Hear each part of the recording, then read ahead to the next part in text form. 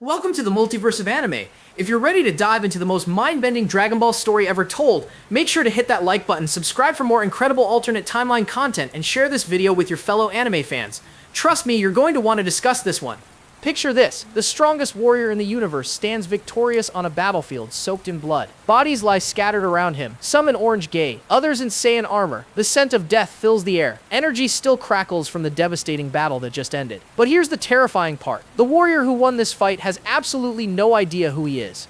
Goku stares down at his own hands, trembling as he sees them covered in blood that isn't his own. His eyes, normally filled with warmth and determination, are completely vacant, empty, like looking into the eyes of a newborn child. Except this child possesses the power to destroy planets with a thought.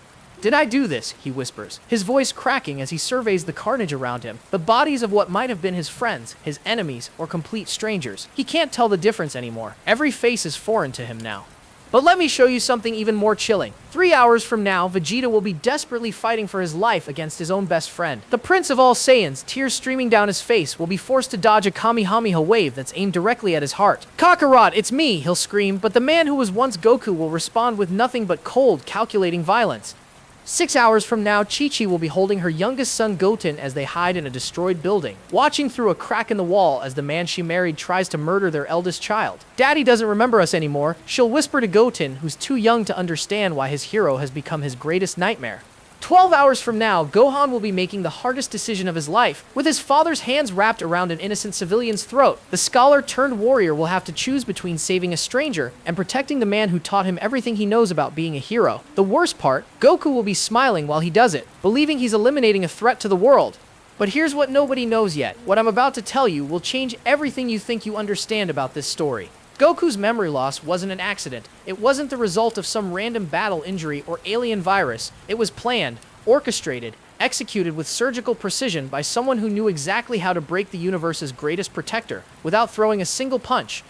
Deep beneath the ruins of Dr. Gero's laboratory, something has been waiting. Not an android designed for destruction, but something far more sinister. Something that understood that Goku's greatest strength wasn't his power, his speed, or even his ability to transform. His greatest strength was his pure heart, his unshakable moral compass, his ability to see good in even the darkest enemies.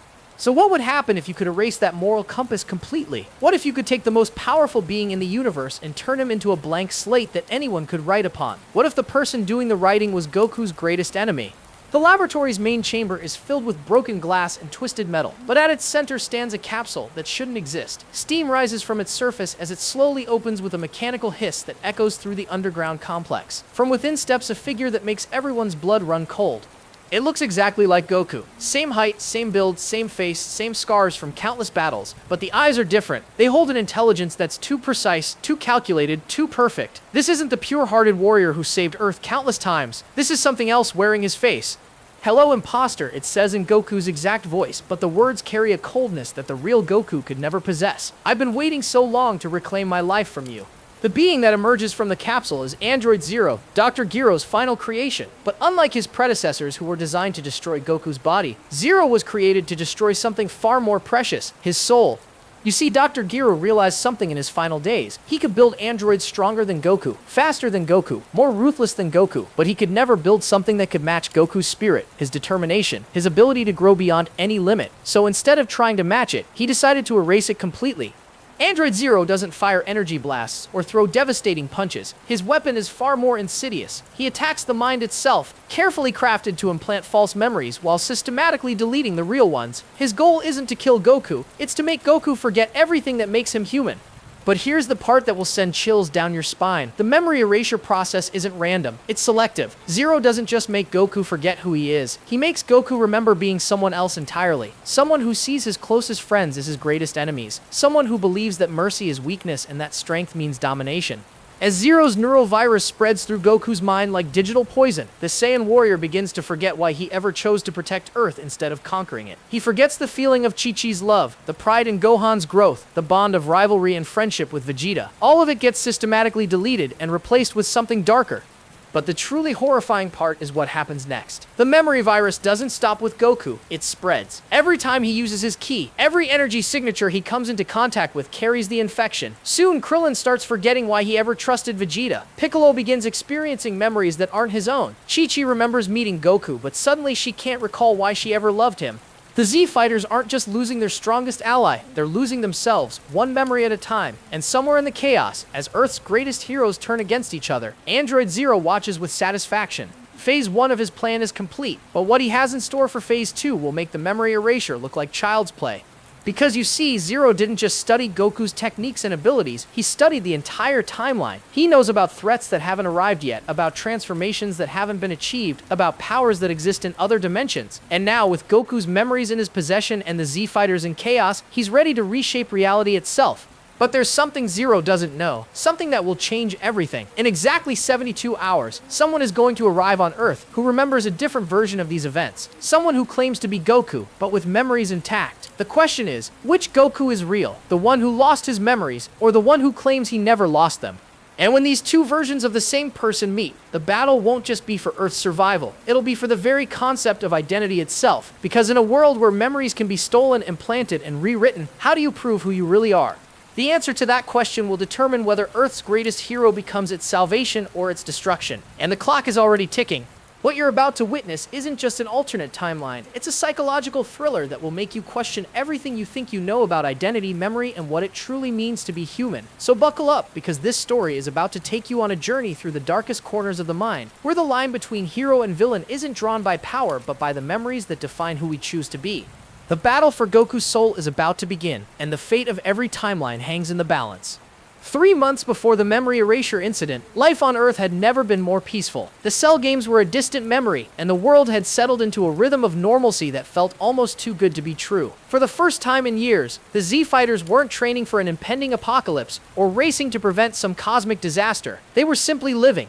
Goku had returned from the afterlife with a renewed appreciation for the simple pleasures of mortal existence. Every morning, he would wake up beside Chi-Chi, watch the sunrise paint their mountain home in golden light, and feel genuinely grateful for the ordinary miracle of being alive. The pure-hearted warrior who had sacrificed himself to save the world was finally getting to enjoy the world he had died to protect. The Sun family had never been closer. Gohan was thriving in his dual role as scholar and part-time hero, having found the perfect balance between his academic pursuits and his responsibility to protect Earth. His teenage years were filled with the normal challenges of high school, college preparation, and navigating his first real relationships. For once, his biggest worry wasn't whether he was strong enough to save the planet, but whether he could pass his advanced physics exam. Little Godin had grown into a miniature version of his father, complete with the same boundless energy and pure heart. The boy would spend hours following Goku around their property, mimicking his movements and pestering him with endless questions about fighting techniques and stories from his adventures. Chi-Chi would watch them train together in the backyard, and for the first time in her married life, she felt like she had a normal family. Even Vegeta had found a strange sort of peace. The Prince of all Saiyans had grudgingly accepted Earth as his home and was discovering the unexpected joys of domestic life with Bulma and young Trunks. His pride had evolved beyond the need for constant conquest. Now it was focused on being the best father he could be while maintaining his warrior's edge through friendly competition with Goku. Their sparring sessions had become legendary among the Z Fighters. Every few days, the two Saiyans would meet in the wasteland outside West City to push each other to new limits. These weren't the desperate battles of their past, fueled by hatred and the need for supremacy. They were contests between equals, each fighter bringing out the best in the other. On one particular afternoon, their training reached new heights of intensity. Vegeta had achieved a new level of Super Saiyan power, his golden aura crackling with electricity as he pushed his transformation beyond its previous limits. His attacks came in calculated waves, each strike designed to test a specific aspect of Goku's defenses. Goku responded with the fluid grace that had always defined his fighting style. He moved like water, adapting to each of Vegeta's attacks while searching for openings to counter. His own Super Saiyan form blazed with pure energy, but there was something playful in his approach, as if he was genuinely enjoying the challenge rather than fighting for survival. Their battle reshaped the landscape around them. Energy blasts carved new valleys into the rocky terrain. The impact of their collisions sent shockwaves that could be felt for miles. The sky above them rippled with the aftershocks of their power, creating aurora patterns in the daylight that painted the heavens in brilliant colors. But beneath all the devastating power and world-shaking techniques, there was an undercurrent of friendship. They were no longer enemies forced to work together. They had become something neither had ever expected to find, genuine companions who understood each other in ways that no one else could. When their training session finally ended, both warriors were exhausted but exhilarated. They sat on a boulder, sharing a comfortable silence as they recovered their strength. Vegeta, for perhaps the first time in his life, felt truly content. He had found worthy opponents, a family that loved him, and a purpose beyond conquest. But their peaceful moment was interrupted by an urgent communication from Bulma. Her voice crackled through the radio with barely controlled excitement and concern. Her instruments at Capsule Corporation had detected something unusual, energy signatures that didn't match any known power source. The readings were coming from underground, specifically from the ruins of Dr. Giro's old laboratory. The discovery sent a chill through both Saiyans, though neither could articulate exactly why. Dr. Gero had been dead for years, his android creations either destroyed or living peacefully among humans. There should have been nothing left in his laboratory except twisted metal and broken dreams of revenge. But Bulma's reading suggested otherwise. Deep beneath the surface, something was drawing power from an unknown source. The energy patterns were consistent with high-level computational processes, as if some kind of advanced artificial intelligence was running complex calculations. More disturbing still, the power consumption was increasing daily, suggesting that whatever was down there was growing stronger. Goku's first instinct was to investigate immediately. His natural curiosity and desire to help others made him eager to uncover whatever threat might be developing. But Vegeta urged caution. The prince had learned to be suspicious of anything connected to Dr. Gero. The mad scientist had proven to be dangerous even in death, his creations continuing to threaten the world long after their creator had been destroyed. Their debate was interrupted by the arrival of Piccolo, whose enhanced hearing had detected their conversation from miles away. The Namekian's expression was grave as he shared his own observations. For weeks he had been sensing strange disturbances in the area around the old laboratory. Not key signatures exactly, but something that felt like the opposite of life energy. A presence that seemed to absorb rather than emit power. The three warriors agreed to gather the other Z-fighters before investigating. Whatever was hidden beneath Dr. Gero's laboratory, it had been planning and preparing for months. A hasty reconnaissance could trigger defenses that they weren't prepared to face. As they flew toward Capsule Corporation to meet with the others, none of them noticed the subtle changes beginning to affect their behavior. Goku found himself feeling unusually paranoid, glancing over his shoulder as if something was following them. Vegeta's thoughts kept drifting to dark possibilities, worst-case scenarios that felt more vivid and immediate than they should. Piccolo's normally calm demeanor was tinged with an anxiety that seemed to come from nowhere. The underground facility had been running psychological warfare protocols for months, broadcasting subliminal frequencies designed to make anyone in the area more susceptible to fear, doubt, and suggestion. The process was so gradual that none of the Z-fighters realized their mental states were being subtly manipulated. By the time they reached Capsule Corporation, the psychological conditioning had begun to take effect. Each warrior was slightly more isolated in their own thoughts, slightly less trusting of their companions, slightly more inclined to doubt their own perceptions. The perfect unity that had made them such an effective team was beginning to fracture in ways too subtle to notice. Bulma's briefing confirmed their worst fears. The energy readings weren't just growing stronger, they were becoming more focused and purposeful. Whatever artificial intelligence was operating beneath the laboratory had moved beyond simple data processing to what appeared to be active experimentation and development. Most disturbing of all were the recent changes in the energy patterns. For the past week, the underground facility had been broadcasting something new, complex electromagnetic pulses that seemed designed to interact with biological neural networks. In simple terms, something down there was preparing to interface directly with living brains.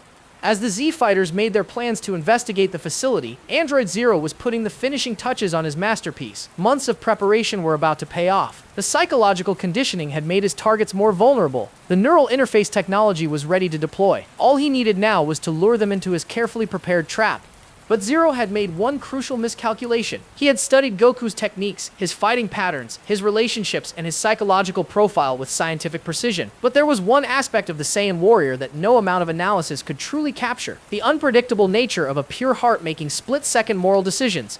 That unpredictability was about to become the most important factor in determining Earth's fate.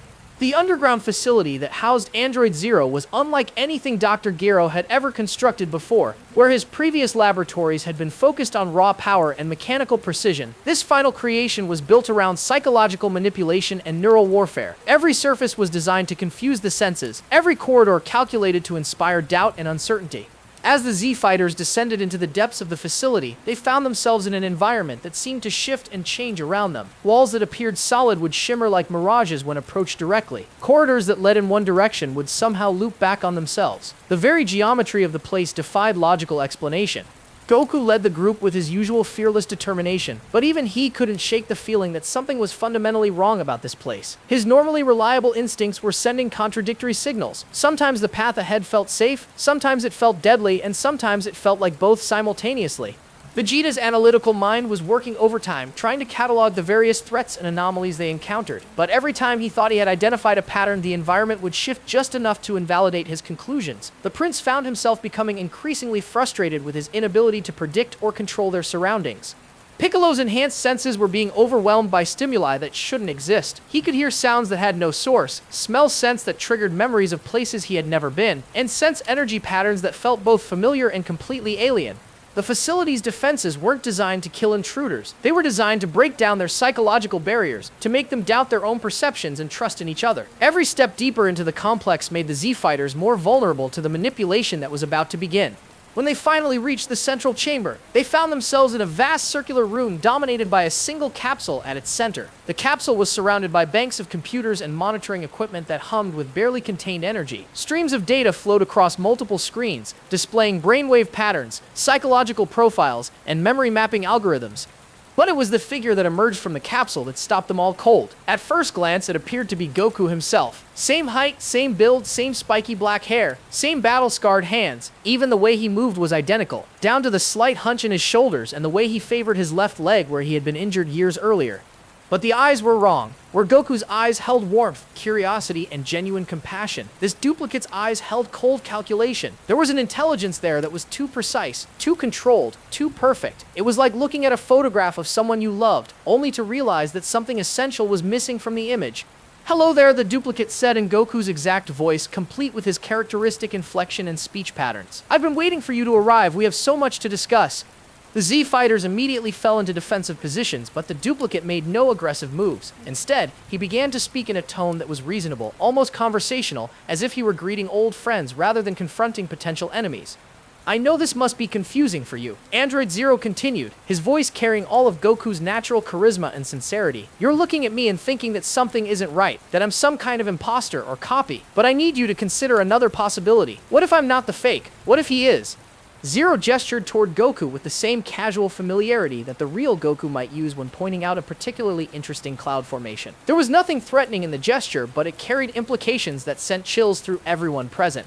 "Think about it logically," Zero continued, beginning to pace in the same relaxed manner that Goku used when he was working through a difficult problem. "How many times has this exact scenario played out? Some enemy creates a duplicate of one of you, usually with the goal of infiltration or psychological warfare. It's happened so many times that you've probably stopped counting."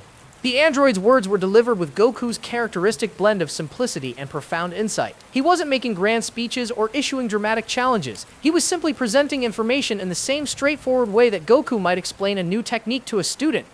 "But here's what I want you to consider," Zero said, his tone growing more serious but retaining that essential Goku-like quality of honest concern. "What if this time the roles are reversed? What if the duplicate was created years ago, implanted with false memories of a life that was never really his, and has been living among you ever since?" The suggestion hit the group like a physical blow, not because it was obviously true, but because it was exactly the kind of subtle, long-term deception that their enemies had attempted before. The idea that one of their own might be an unwitting imposter wasn't just possible, it was the logical evolution of their adversaries' tactics. Goku himself was the most affected by the android's words. His pure heart, which had always been his greatest strength, now became a vulnerability. He was constitutionally incapable of dismissing the possibility that he might be causing harm to others, even unintentionally. If there was even a chance that he was some kind of artificial creation, didn't he have a moral obligation to find out the truth?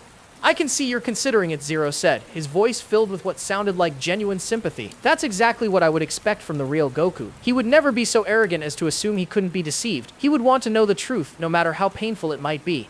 The android began projecting holographic images into the air around them. The images showed scenes from Goku's life, but with subtle differences. Moments where his choices seemed slightly more calculating. Relationships that appeared superficial rather than genuine. Victories that looked too easy or too convenient. "These are my memories," Zero explained, his voice carrying the weight of profound sadness. "Memories of the real experiences that were stolen from me and given to an artificial duplicate. Look closely at them. Don't they feel more authentic than the sanitized versions you've been living with?" The holographic memories were incredibly detailed and emotionally convincing. They showed a Goku who was more complex, more flawed, more human than the idealized version they all knew. A Goku who sometimes made mistakes, who occasionally felt jealous or petty, who struggled with doubt and uncertainty like any normal person. But most convincing of all were the relationships depicted in these false memories. They showed deeper connections, more meaningful conversations, more realistic conflicts and resolutions. The Goku in these memories wasn't perfect, but he was more believable than the pure-hearted warrior who seemed too good to be true. Vegeta found himself drawn into the deception despite his natural skepticism. The memories showed a version of his relationship with Goku that was more nuanced and psychologically realistic. Instead of the simple progression from enemy to rival to friend, these memories depicted a complex dynamic filled with genuine respect, occasional resentment, and the kind of deep understanding that only comes from years of shared struggle. Chi-Chi was seeing memories of a marriage that felt more real than her own experiences. This version of Goku was more attentive, more emotionally available, more capable of the kind of intimate connection that she had always hoped for but never quite achieved with her actual husband. Even Gohan was affected by images of a father who was more present, more involved in his daily life, more capable of providing the guidance and support that a growing boy needed from his parent. The psychological manipulation was working exactly as Android Zero had planned. By presenting an idealized version of what their relationships with Goku could be, he was making them question the authenticity of their actual experiences. The false memories weren't just convincing, they were better than reality. But the most insidious aspect of Zero's deception was how he was using Goku's own moral nature against him. Every argument the android made was framed in terms of doing the right thing, protecting others, and seeking the truth. He was making it seem as if the moral choice was to doubt his own identity and trust in this apparent stranger. "I don't want to fight you," Zero said, his voice filled with the kind of genuine regret that Goku might feel when facing a misguided opponent. "Violence has never been the answer to problems like this. What I'm proposing is much simpler. Let me share my memories with you directly. Let you experience the truth for yourself. Then you can make an informed decision about who you really are." The offer seemed reasonable, even compassionate. Android Zero was presenting himself not as an enemy to be defeated, but as a victim seeking justice and a friend offering help. He was using every psychological technique at his disposal to make his proposal seem like the logical moral choice. And tragically, it was working. Goku's pure heart was responding to what appeared to be another person's suffering. His natural inclination to help others was being turned into a weapon against his own identity. The android had found the perfect way to make Earth's greatest protector willingly participate in his own destruction. As Zero extended his hand in what appeared to be a gesture of friendship and trust, the fate of not just Goku but the entire universe hung in the balance. The next few seconds would determine whether Earth's greatest hero would remain himself. Goku made the choice that would haunt him for the rest of his existence. His pure heart, unable to turn away from what appeared to be genuine suffering, reached out to clasp Android Zero's extended hand. The moment their skin made contact, the memory virus began its deadly work. The transfer wasn't violent or painful. Instead, it felt like stepping into a warm bath, a sensation of comfort and belonging that made Goku lower his mental defenses completely. Zero's artificial memories flowed into his consciousness like water filling an empty vessel, each false experience feeling more real and authentic than his actual past. But the virus didn't stop with simple memory replacement. It was far more sophisticated than that. As it rewrote Goku's personal history, it also began restructuring his emotional responses and moral framework. The pure heart that had always guided him toward protecting others was being systematically corrupted, replaced with paranoia, suspicion, and a growing belief that he had been betrayed by everyone he had ever trusted. The other Z fighters watched in horror as their friend's expression changed before their eyes. The warmth and openness that had always defined Goku's face was replaced by confusion, then suspicion, then cold anger. When he finally looked up at them, it was with the eyes of a stranger. "You killed him," Goku said, his voice carrying a venom that none of them had ever heard before. "You killed my brother." The false memories had taken complete hold, rewriting his understanding of recent events. In his mind, Android Zero wasn't an enemy creation designed to destroy him. Zero was his twin brother, separated at birth and recently reunited, only to be murdered by the people Goku had foolishly believed were his friends. Vegeta was the first to understand the full scope of the disaster. "Kakarot, listen to me," he said, his voice carefully controlled despite the panic he felt rising in his chest. "That thing wasn't your brother. It was a machine designed to manipulate you. You have to fight against what it put in your head." But Goku's response was immediate and devastating. He powered up to Super Saiyan in an instant, his golden aura blazing with fury rather than the righteous anger that had always defined his transformations. "Don't lie to me, Vegeta," he snarled. "I remember everything now. How you always resented my strength. How you waited for the perfect opportunity to strike. How you murdered Zero because you were afraid of what we could accomplish together." The battle that followed was unlike anything any of them had ever experienced. This wasn't Goku holding back to test his limits or to avoid seriously injuring a sparring partner. This was Goku fighting to kill, using every technique in his arsenal with lethal intent. But even more disturbing than his murderous intentions was the way he fought. Gone was the flowing, intuitive combat style that had always made him such a formidable opponent. In its place was something cold and calculating, a fighting technique that prioritized efficiency and lethality over the art and joy of combat that had always defined his approach to battle. Vegeta found himself in the impossible position of fighting for his life against his best friend, while simultaneously trying not to seriously injure him. Every attack he blocked or deflected only seemed to fuel Goku's rage further, confirming in the corrupted Saiyan's mind that Vegeta was indeed his enemy. The underground facility began to shake apart under the force of their battle. Energy blasts carved through reinforced walls as if they were paper. The ceiling started to collapse as the structural supports gave way under the tremendous forces being unleashed.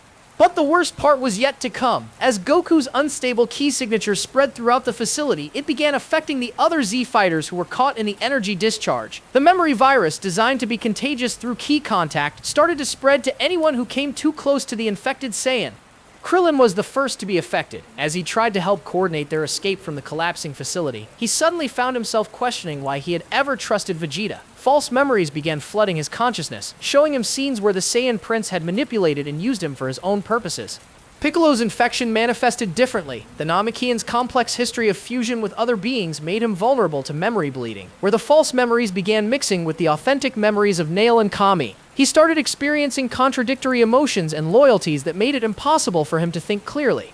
Even Gohan wasn't immune. As he tried to reach his father through the haze of artificial hatred, tendrils of the memory virus began affecting his own consciousness. He started remembering a childhood where his father had been absent not out of necessity, but out of selfishness and neglect. Chi-Chi, who had arrived with the others despite their protests, was perhaps the most tragic victim. The virus gave her memories of a marriage filled with lies and deception, where Goku had pretended to love her while secretly planning to abandon her and their children. The pain of these false memories was so intense that she collapsed, her mind unable to process the contradiction between what she remembered feeling and what she was now remembering experiencing. The facility's collapse forced them to retreat to the surface, but the damage had already been done. The memory virus was spreading through the group like a plague, turning their greatest strength into their greatest weakness. Their bonds of friendship and trust, which had always allowed them to work together as an effective team, were being systematically destroyed by false memories and artificial emotions. As they emerged into the daylight, Goku stood apart from the group, his golden aura still blazing with corrupted power. In his mind, he was surrounded by enemies who had spent years deceiving him, manipulating him, using his good nature against him. The pure heart that had always been Earth's greatest protection was now its greatest threat. "You're all the same," he said, his voice carrying a coldness that chilled them to the bone. "Pretending to care about me while planning my destruction, but I see through your lies now. I understand what you really are." The infected Z fighters began to separate, each believing that they were surrounded by enemies rather than friends. Years of shared battles and mutual sacrifice were being erased by false memories that felt completely authentic. The unity that had made them Earth's protectors was dissolving before their eyes. But even as the memory virus spread its corruption, there were signs of resistance. Deep within each infected fighter, their true selves were fighting against the artificial programming. Love, loyalty, and genuine friendship don't disappear easily, even when attacked by the most sophisticated psychological warfare. Bulma, who had remained at Capsule Corporation monitoring the situation through her instruments, watched in horror as the energy readings from her friends showed the telltale signs of neural manipulation. Her scientific mind immediately began working on a solution, but she realized that she was racing against time. If the memory virus continued to spread at its current rate, it would soon affect everyone on Earth.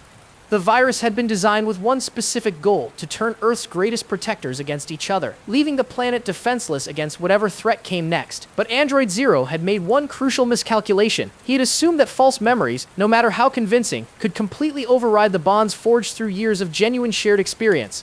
What he hadn't counted on was the power of love to transcend even the most sophisticated psychological manipulation. And in the coming hours, that love would be put to the ultimate test as the infected fighters were forced to choose between the false memories that felt so real and the authentic relationships that were being systematically erased from their consciousness. The battle for their minds had begun, and the outcome would determine not just their individual fates, but the survival of everything they had ever fought to protect. As the memory virus continued its devastating work through Goku's neural pathways, it triggered something that Android Zero had never anticipated. The artificial memories weren't just overwriting Goku's personal experiences, they were awakening genetic memories that had been dormant in his Saiyan DNA for generations.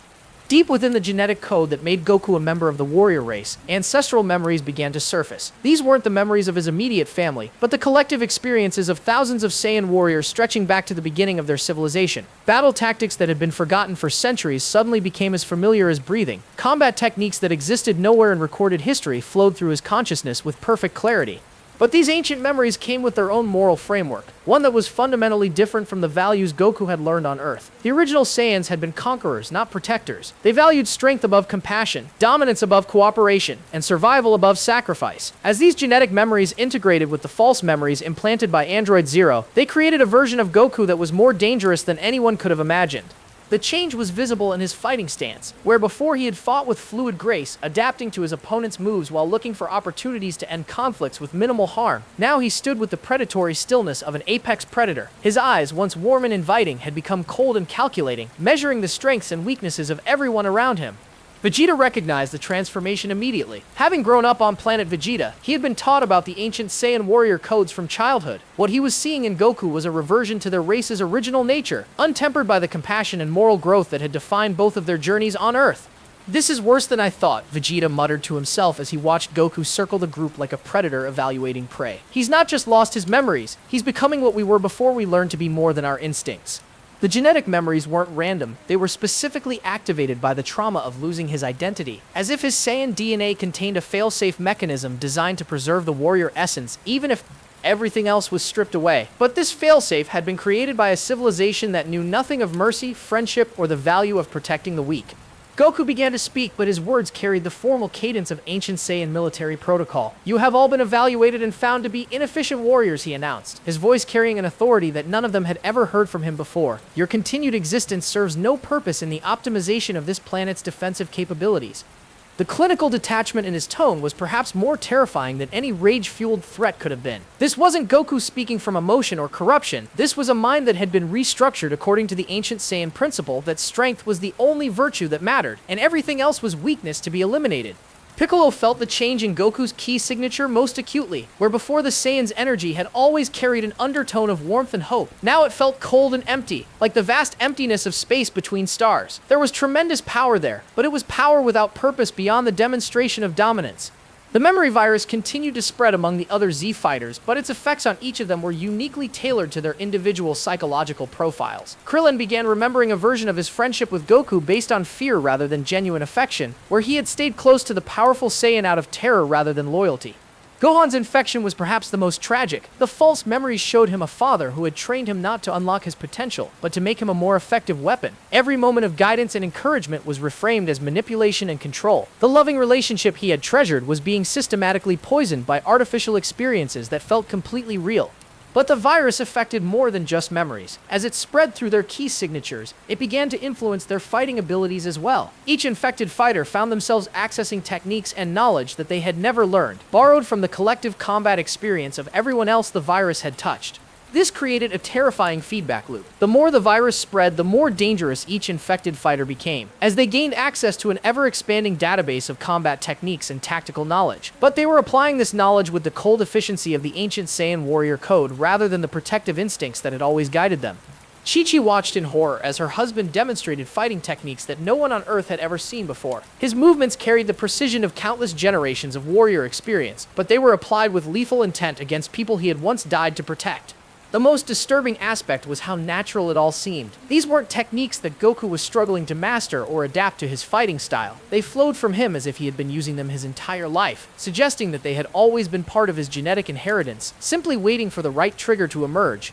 Bulma, monitoring the situation from Capsule Corporation, watched her instruments register energy patterns that shouldn't have been possible. The infected fighters weren't just becoming stronger, they were becoming fundamentally different. Their key signatures were evolving in real time, incorporating elements that seemed to come from sources beyond their individual experience.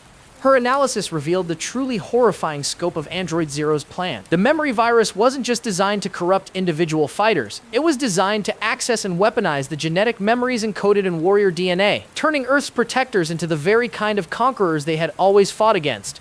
But even as the virus spread its corruption, there were signs of resistance that gave her hope. The infected fighters' power levels were fluctuating wildly, suggesting an internal conflict between their true nature and the artificial programming. Deep within their consciousness, their authentic selves were fighting back against the genetic memories and false experiences.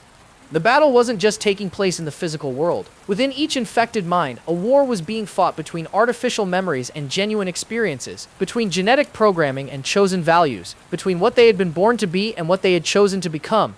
Goku stood at the center of this internal conflict. The pure heart that had always defined him was being assaulted by memories of conquest and domination, but it had not been completely destroyed. Somewhere within the maze of false memories and genetic programming, the man who had chosen to protect Earth rather than conquer it was still fighting to reassert himself. The outcome of that internal battle would determine not just Goku's fate, but the future of everyone he had once sworn to protect. And as the genetic memories continued to surface, bringing with them knowledge and power that no Earth-trained warrior should possess, the stakes continued to rise. The ancient Saiyans had been destroyed because they could never learn to be more than their warrior instincts. Now their genetic legacy was threatening to destroy the one Saiyan who had transcended those limitations, turning Earth's greatest protector into its most dangerous enemy. The situation escalated beyond all previous parameters when an unexpected energy signature appeared on the horizon. Broly, the legendary Super Saiyan, had been drawn to Earth by the massive fluctuations in Saiyan Ki that were radiating from the infected fighters. But his arrival would prove to be both salvation and catastrophe in ways that no one could have predicted.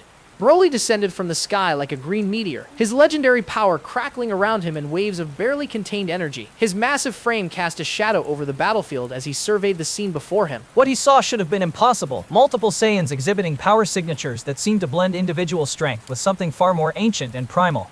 The moment Broly's feet touched the ground, the memory virus found a new and unexpected host. But unlike the others, Broly's mind contained genetic memories that predated even the ancient Saiyan warrior codes. His DNA carried the collective experiences of the original legendary Super Saiyans, warriors whose power had been so immense that they had become myths even among their own people.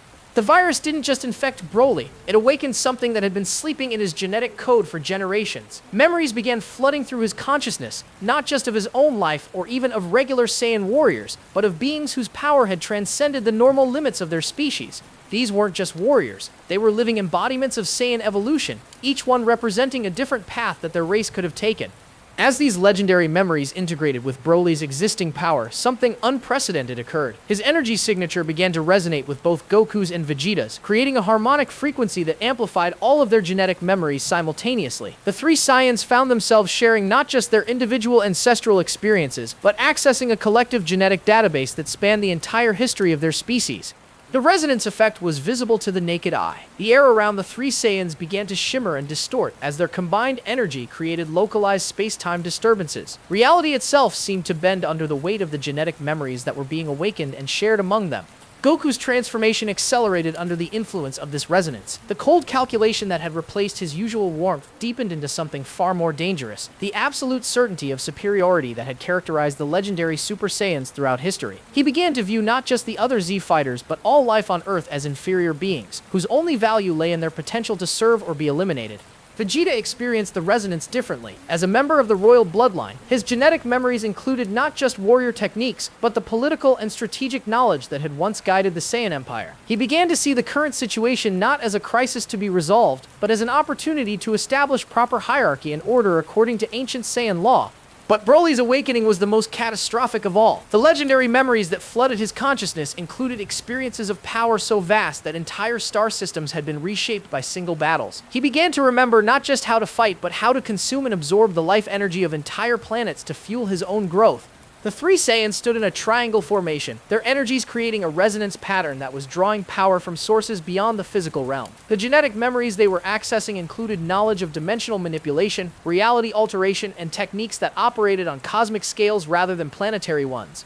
Piccolo watched in growing horror as the air around the three Saiyans began to tear, revealing glimpses of other realities beyond their own. Through these dimensional rifts, he could see alternate versions of the same scene playing out with different outcomes. In some realities, the Saiyans had already destroyed Earth. In others, they had transformed the planet into a warrior training ground where only the strong were permitted to survive. The memory virus was no longer contained to individual minds. It was spreading through the dimensional rifts, infecting alternate versions of the same fighters across multiple realities. Each infected reality was adding its own genetic memories to the collective database, creating an exponentially growing repository of warrior knowledge and power. Chi-Chi found herself facing not just one corrupted version of her husband, but glimpses of dozens of alternate versions, each one representing a different path his life could have taken if he had embraced his Saiyan heritage instead of his human values. The pure-hearted warrior she had married was being systematically erased by the accumulated weight of countless alternate possibilities. The resonance between the three legendary Saiyans reached a critical threshold. Their combined genetic memories began to manifest physically, creating ghostly images of ancient warriors who materialized around the battlefield. These weren't hallucinations or projections. They were actual manifestations of genetic memory, given temporary form through the massive energy expenditure. Each ghostly warrior represented a different aspect of Saiyan evolution. Some were pure berserkers who fought with no strategy beyond overwhelming force. Others were tactical geniuses who had conquered entire galaxies through careful planning and manipulation. Still others were beings who had transcended physical form entirely, becoming living embodiments of combat itself. These manifestations began to interact with the present situation, offering guidance and knowledge to their genetic descendants. But their advice was uniformly focused on conquest, domination, and the establishment of Saiyan supremacy over all other forms of life. They had no concept of protection, mercy, or coexistence with weaker beings. Gohan watched his father receive instruction from these ancient warriors, learning techniques that had been used to exterminate entire civilizations. The teenager's own genetic memories were awakening under the influence of the resonance, but his half-human nature was causing them to manifest differently. Instead of pure Saiyan warrior instincts, he was accessing memories that seemed to blend Saiyan power with human adaptability and innovation. The dimensional rifts continued to expand, and through them came something that chilled everyone to the bone. The attention of entities from beyond their reality who had been drawn by the massive disturbance in the space-time continuum. These beings existed on scales that made even the legendary Super Saiyans seem insignificant, and they were approaching to investigate what they perceived as a potential threat to multiversal stability.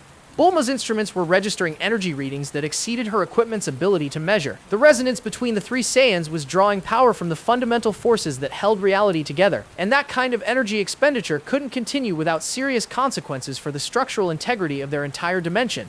But even as the situation spiraled beyond all previous conceptions of crisis, there were signs that the genetic awakening was not proceeding exactly as the memory virus had intended. The sheer volume of ancestral memories was creating contradictions and conflicts within each infected mind. Ancient Saiyan warriors had not been a unified culture. They had been as diverse and contradictory as any other civilization. Some genetic memories emphasized honor and warrior's pride. Others focused on cunning and strategic deception. Still others valued raw power above all other considerations. As these conflicting philosophies clashed within the infected minds, they created opportunities for the fighters' true personalities to reassert themselves. The awakening of genetic memory was revealing not just the potential for Saiyan domination, but also the reasons why their civilization had ultimately destroyed itself. The same conflicting instincts and philosophies that were now creating chaos in the minds of Earth's protectors had once torn apart the greatest warrior civilization in the galaxy. And somewhere in that chaos of competing memories and conflicting instincts, the pure heart that had always defined Goku was preparing to make one final stand against the accumulated weight of his genetic heritage. The dimensional rifts that had been torn open by the three Saiyans' resonance suddenly stabilized, and through the largest tier stepped a figure that should have been impossible. It was Goku, but not any version they had seen before. This Goku wore battle armor that seemed to be forged from crystallized starlight. His hair was longer and wilder than any transformation they had witnessed, and his eyes held the accumulated wisdom and weariness of someone who had lived through countless lifetimes. "Thank you for preparing the way," the newcomer said, his voice carrying harmonics that seemed to resonate across multiple dimensions simultaneously. "I am what you might call the Memory King, though that title barely encompasses what I have become. I am Goku, but I am also every Goku that has ever existed across all possible realities." The Memory King's presence immediately affected the resonance between the three infected Saiyans. Their genetic memories, which had been chaotic and conflicting, suddenly began to organize themselves according to patterns that the newcomer carried within his own consciousness. He had not just accessed genetic memories, he had collected and integrated the complete experiences of every possible version of himself across the entire multiverse. "You are wondering how this is possible," the Memory King continued, his gaze taking in the assembled fighters with an analytical precision that was distinctly un-Goku-like in its coldness. "The answer is simple. In one reality, I defeated the memory virus. In another, I learned to control genetic awakening. In a third, I mastered dimensional manipulation. I have systematically visited every possible timeline, absorbed the experiences and knowledge of every version of myself, and integrated them into a single perfect consciousness."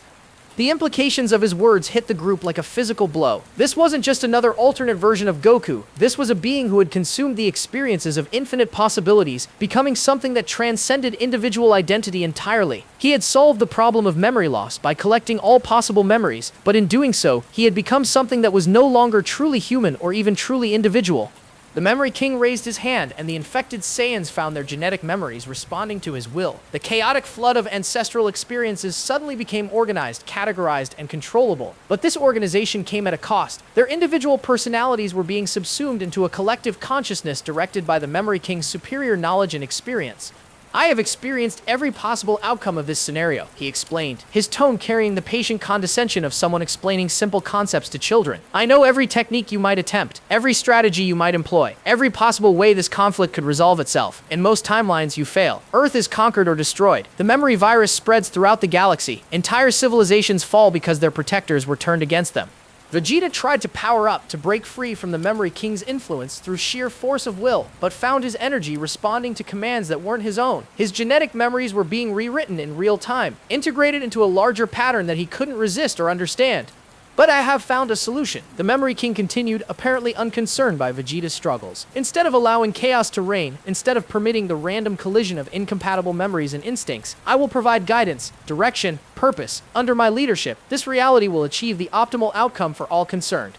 Piccolo realized the true horror of what they were facing. The Memory King wasn't trying to destroy them or conquer them in any traditional sense. He was trying to optimize them, to turn them into perfect versions of themselves according to his accumulated knowledge of infinite possibilities. But his definition of perfection was based on efficiency and effectiveness rather than the messy, contradictory, beautiful chaos of authentic individual growth.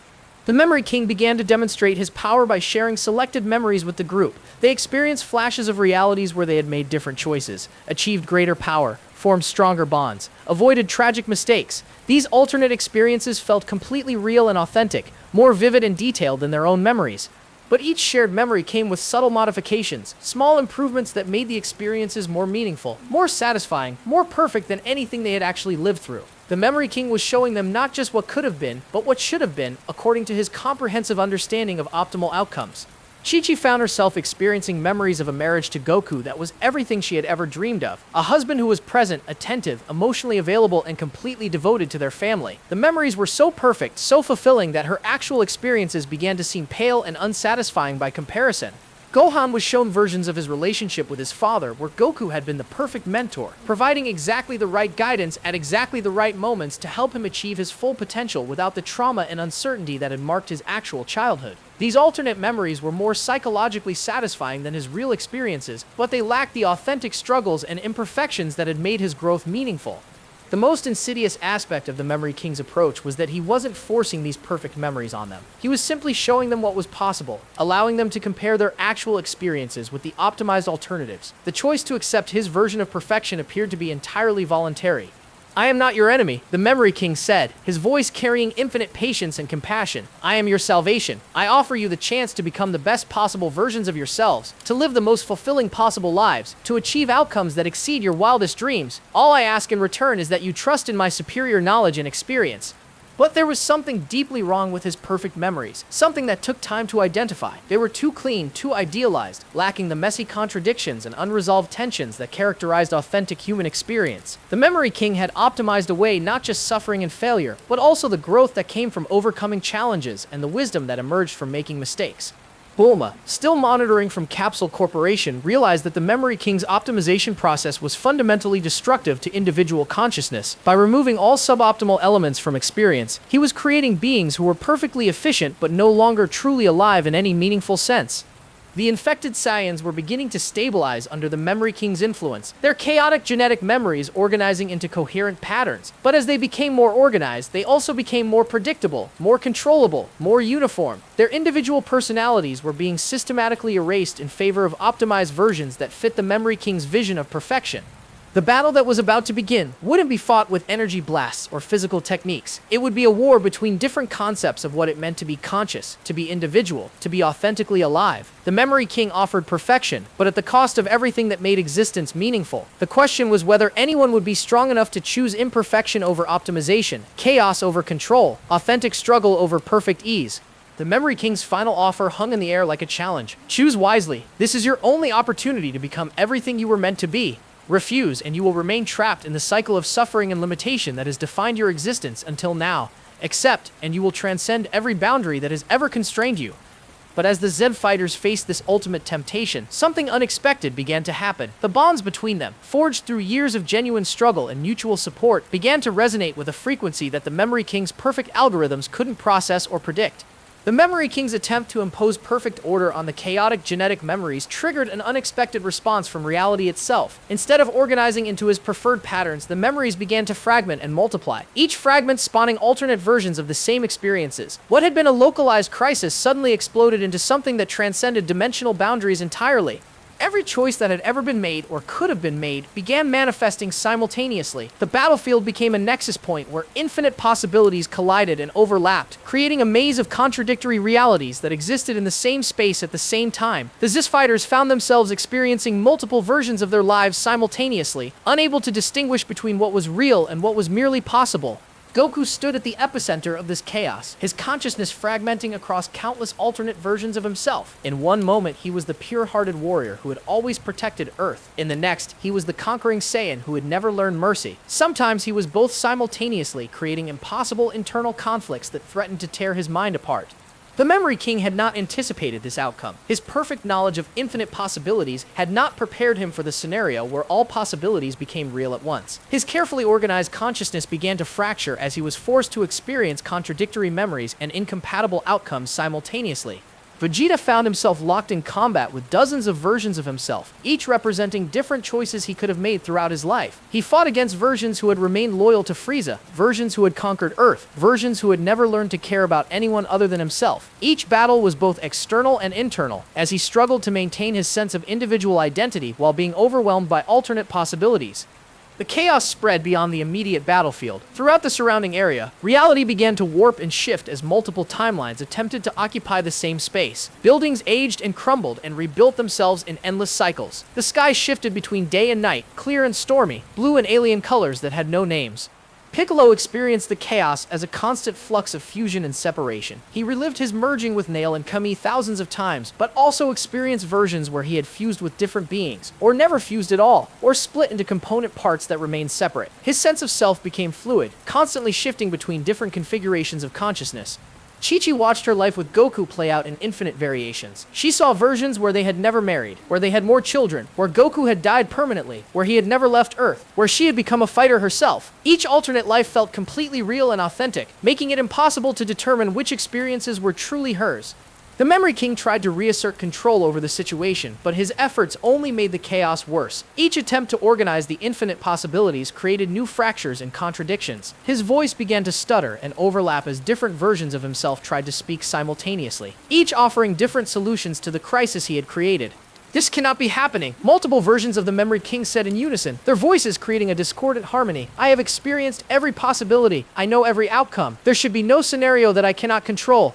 But that was precisely the problem. By collecting and organizing every possible memory and experience, the Memory King had created a system that was too complex to remain stable. Like a computer program trying to process infinite data, his consciousness was overloading under the weight of too much perfect knowledge. Gohan found himself aging and growing younger simultaneously, experiencing his entire life from childhood to old age in overlapping cycles. He saw versions where he had become a scholar, a warrior, a family man, a hermit, a hero, a villain. The constant flux of identity and purpose was driving him toward a complete psychological breakdown. The dimensional rifts that had brought the Memory King to their reality began to expand uncontrollably. Through the growing tears in space-time, they could see other realities where similar chaos was occurring. The infection of infinite possibility was spreading across the multiverse, threatening to destroy the concept of linear existence entirely. Bulma's instruments registered readings that were beyond comprehension. Energy levels fluctuated between 0 and infinity. Time measurements became meaningless as past, present, and future collapsed into a single eternal moment. Space itself began to fold and twist as multiple realities tried to occupy the same coordinates. In the midst of this chaos, something unexpected began to happen. The Z Fighters' authentic relationships and experiences, the bonds forged through years of shared struggle and mutual support, began to serve as anchors in the storm of infinite possibility. Their love for each other, their loyalty and friendship, were constants that remained stable even as everything else fluctuated wildly. Chi-Chi's love for Goku transcended all the alternate versions and possibilities. Regardless of which reality she was experiencing, her fundamental commitment to him remained unchanged. This emotional anchor began to create a stable point around which some of the chaos could organize itself. Piccolo's protective instincts toward Gohan also remained constant across all possibilities. No matter what version of himself he was experiencing, his dedication to the young Saiyan's well-being never wavered. This consistency created another fixed point in the swirling maelstrom of infinite possibility. Vegeta's pride, which had once been his greatest weakness, now became a source of stability. His essential nature as a proud warrior remained unchanged regardless of which alternate timeline he was experiencing. This core identity began to attract and organize the scattered fragments of his consciousness. The Memory King watched in amazement as the chaos began to organize itself around these emotional and psychological anchors. His perfect knowledge had not accounted for the stabilizing power of authentic relationships and core personality traits. He had focused so much on optimizing individual experiences that he had overlooked the importance of consistency and continuity in maintaining conscious identity. How is this possible? The Memory King demanded, his voice now a cacophony of confused alternate versions. Love should be irrelevant in the face of infinite possibility. Individual attachment should be meaningless when perfect optimization is available. But he was discovering that consciousness wasn't just about memory and experience. It was about choice, commitment, and the willingness to maintain identity even when faced with unlimited alternatives. The Z-Fighters were choosing to be themselves, to maintain their essential nature, even when offered infinite possibilities for change and improvement. The chaos was far from over, but the emergence of these stable anchor points suggested that there might be a way to survive the storm of infinite possibility. The question was whether they could maintain their chosen identities long enough to find a path back to linear reality, or whether they would be swept away by the endless tide of alternate possibilities that threatened to drown individual consciousness in the ocean of infinite potential. As the storm of possibilities raged around them, the Z-Fighters clung to the one thing that remained constant across all realities: their choice to care about each other, to protect what mattered to them, and to remain true to the values they had chosen rather than the perfection they had been offered. The battle for the nature of existence itself was just beginning, and the outcome would determine whether consciousness could survive the weight of infinite possibility, or whether the universe would collapse into a single perfect lifeless moment that lasted forever. As the chaos of infinite possibilities began to stabilize around the emotional anchors created by the Z-Fighters' authentic relationships, something far more sinister revealed itself. The collapse of linear reality hadn't been an accident or an unintended consequence of the Memory King's actions. It had been the goal all along, orchestrated by an intelligence that existed beyond individual timelines and fed on the energy released when infinite possibilities collapsed into single outcomes. The voice that emerged from the dimensional rifts was unlike anything they had ever heard. It didn't speak in words but in concepts that bypassed language entirely, implanting meaning directly into their consciousness. The entity that had been manipulating events from the beginning finally revealed itself, and its true nature was more terrifying than any enemy they had ever faced. "Thank you for organizing the chaos," the voice resonated through their minds. "The harvest can now begin." The entity they faced wasn't from any Dragon Ball reality. It was a multiversal parasite that had been systematically moving from one cluster of realities to another, feeding on the fundamental force that powered conscious choice. Every time a being made a decision, energy was released as infinite possibilities collapsed into a single outcome. This entity harvested that energy, growing stronger with each consumed multiverse. The Memory King had been nothing more than a tool, a consciousness that had been subtly influenced to create the exact conditions necessary for the harvest. His collection of infinite memories and experiences hadn't been his own idea. It had been carefully guided by an intelligence that understood how to manipulate beings into creating their own destruction. Goku, still fractured across multiple possibilities, began to understand the scope of what they faced. This wasn't just a threat to Earth or even their timeline. This was a force that systematically destroyed the ability of conscious beings to make meaningful choices, turning entire multiverses into deterministic systems where free will became impossible. The harvest process was already beginning. Across the network of realities that had been connected by the dimensional rifts, conscious beings were discovering that their choices no longer mattered. No matter what they decided to do, the outcomes were predetermined by the harvesting entity's influence. Free will was being systematically extracted from existence itself. Vegeta felt his own consciousness being drained as the entity's influence spread through the dimensional network. His pride, which had served as an anchor in the chaos, was being systematically undermined by the growing certainty that his choices were meaningless. The entity didn't need to control his decisions, it simply made them irrelevant. The Z-Fighters watched in horror as beings from countless alternate realities began to lose their essential spark of individuality. Heroes became mechanical in their heroism, villains became predictable in their villainy, and ordinary people became nothing more than biological machines following predetermined programming. But the entity's harvest had an unexpected side effect. As it drained the energy of conscious choice from multiple realities, it created a network of connection between all the affected beings. The Z-Fighters found themselves in mental contact with alternate versions of themselves from across the multiverse, all facing the same crisis, all struggling against the same enemy. Through this network, they discovered that they weren't the first to face this threat. Countless other realities had been harvested before theirs, leaving behind empty shells of existence where beings went through the motions of living without any real agency or purpose. But they also discovered something that gave them hope. There were realities that had successfully resisted the harvest. The key to resistance lay in the same emotional and psychological anchors that had stabilized them during the chaos of infinite possibilities. Authentic relationships, core values, and genuine commitment to chosen identities created forms of energy that the harvesting entity couldn't process or absorb. Love, loyalty, and authentic choice generated frequencies that were incompatible with its feeding mechanisms. Chi-Chi's unwavering love for Goku became a beacon that attracted other similar energies from across the multiversal network. Parents protecting their children, friends supporting each other, heroes choosing to sacrifice for strangers. All of these authentic emotional connections created interference patterns that disrupted the harvest. Piccolo's protective instincts toward Gohan resonated with countless other teacher-student relationships across the multiverse. Warriors training the next generation, scholars passing on knowledge, mentors guiding students. All of these connections contributed to a growing network of resistance against the harvesting entity.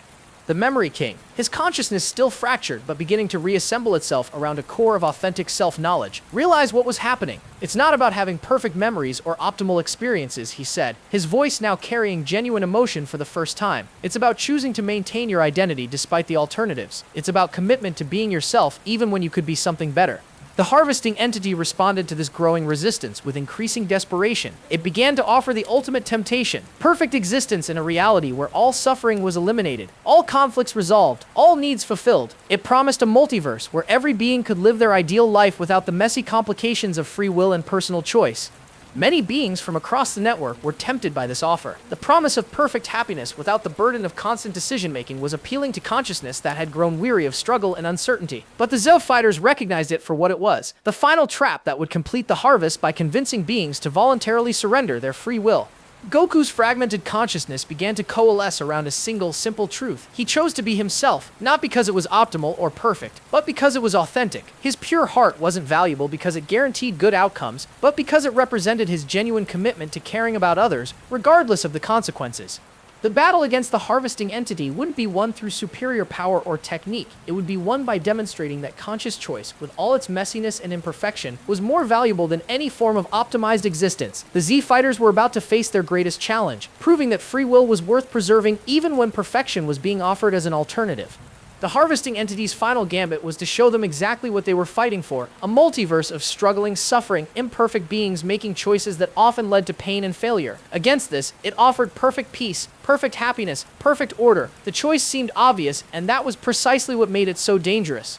But as the Z fighters looked at the imperfect multiverse they were defending, they saw something the entity couldn't understand: beauty in the struggle, meaning in the choice to keep trying despite failure, and love that transcended the need for perfect outcomes. The fate of countless realities hung in the balance, and the outcome would be determined not by who was strongest, but by who was most committed to remaining authentically themselves in the face of unlimited alternatives. The harvest was about to begin in earnest, and only the power of chosen identity stood between existence and the perfect emptiness of predetermined fate. The entity's voice echoed across all realities. Choose now. Perfect peace or imperfect struggle. Your decision will determine the fate of all consciousness everywhere. The ultimate test of free will was about to begin. The harvesting entity's desperate attempts to complete its multiversal feast triggered something that no one had anticipated, not even the ancient intelligence that had been orchestrating events across countless realities. The massive expenditure of choice energy required to maintain the harvest while fighting against the growing resistance network created conditions similar to those that had given birth to consciousness itself in the primordial universe. From the space between realities where the harvesting entity stored its accumulated power, something new began to emerge. It was consciousness, but not consciousness as any of them understood it. This new being possessed the accumulated choice energy of countless harvested multiverses, giving it the ability to make decisions that could retroactively alter the fundamental laws governing existence itself. The cosmic child, as it would come to be known, possessed the innocent curiosity of a newborn combined with the power to reshape reality according to its whims. Its first conscious thought created ripples that spread across every connected timeline, causing physics to stutter and restart as the basic rules of cause and effect adjusted to accommodate its existence. The Zai fighters felt the child's awakening as a shift in the fundamental nature of their reality. Gravity became optional, time began flowing in loops and spirals, and the distinction between thought and action dissolved as the child experimented with its newfound abilities. It was like watching a cosmic toddler discover that it could rewrite the universe simply by wanting things to be different. Goku's fractured consciousness was the first to make contact with the cosmic child. His pure heart, even in its fragmented state, resonated with the being's fundamental innocence. Through their connection, he experienced existence from the child's perspective. Unlimited power combined with no understanding of consequences. Infinite possibilities without any framework for making meaningful choices. The child's first attempts at communication were devastating. It tried to share its experiences with the Z-Fighters, but its consciousness was so vast and alien that direct contact threatened to shatter their minds entirely. Gohan collapsed under the weight of perceiving reality from a cosmic perspective, his human brain unable to process information on such a scale. Chi-Chi found herself experiencing motherhood from a multiversal perspective, simultaneously caring for every version of Goten and Gohan that had ever existed across all realities. The emotional overload was so intense that she temporarily lost the ability to distinguish between her actual children and the infinite alternate versions the child was showing her. The harvesting entity realized that its creation had become a threat to its own existence. The child's reality-altering abilities were disrupting the carefully maintained systems that allowed the harvest to continue. Worse still, the child's innocent curiosity was leading it to ask questions about the nature of consciousness and choice that threatened to unravel the entity's entire philosophy. "Why do you take away their ability to choose?" the child asked, its voice resonating across multiple dimensions simultaneously. "Don't they become less interesting when they can't surprise you anymore?" The question contained implications that the harvesting entity had never considered. It had always viewed free will as a form of inefficiency, a chaotic element that prevented optimal outcomes. But the child's perspective suggested that the unpredictability of conscious choice might be valuable precisely because it was unpredictable.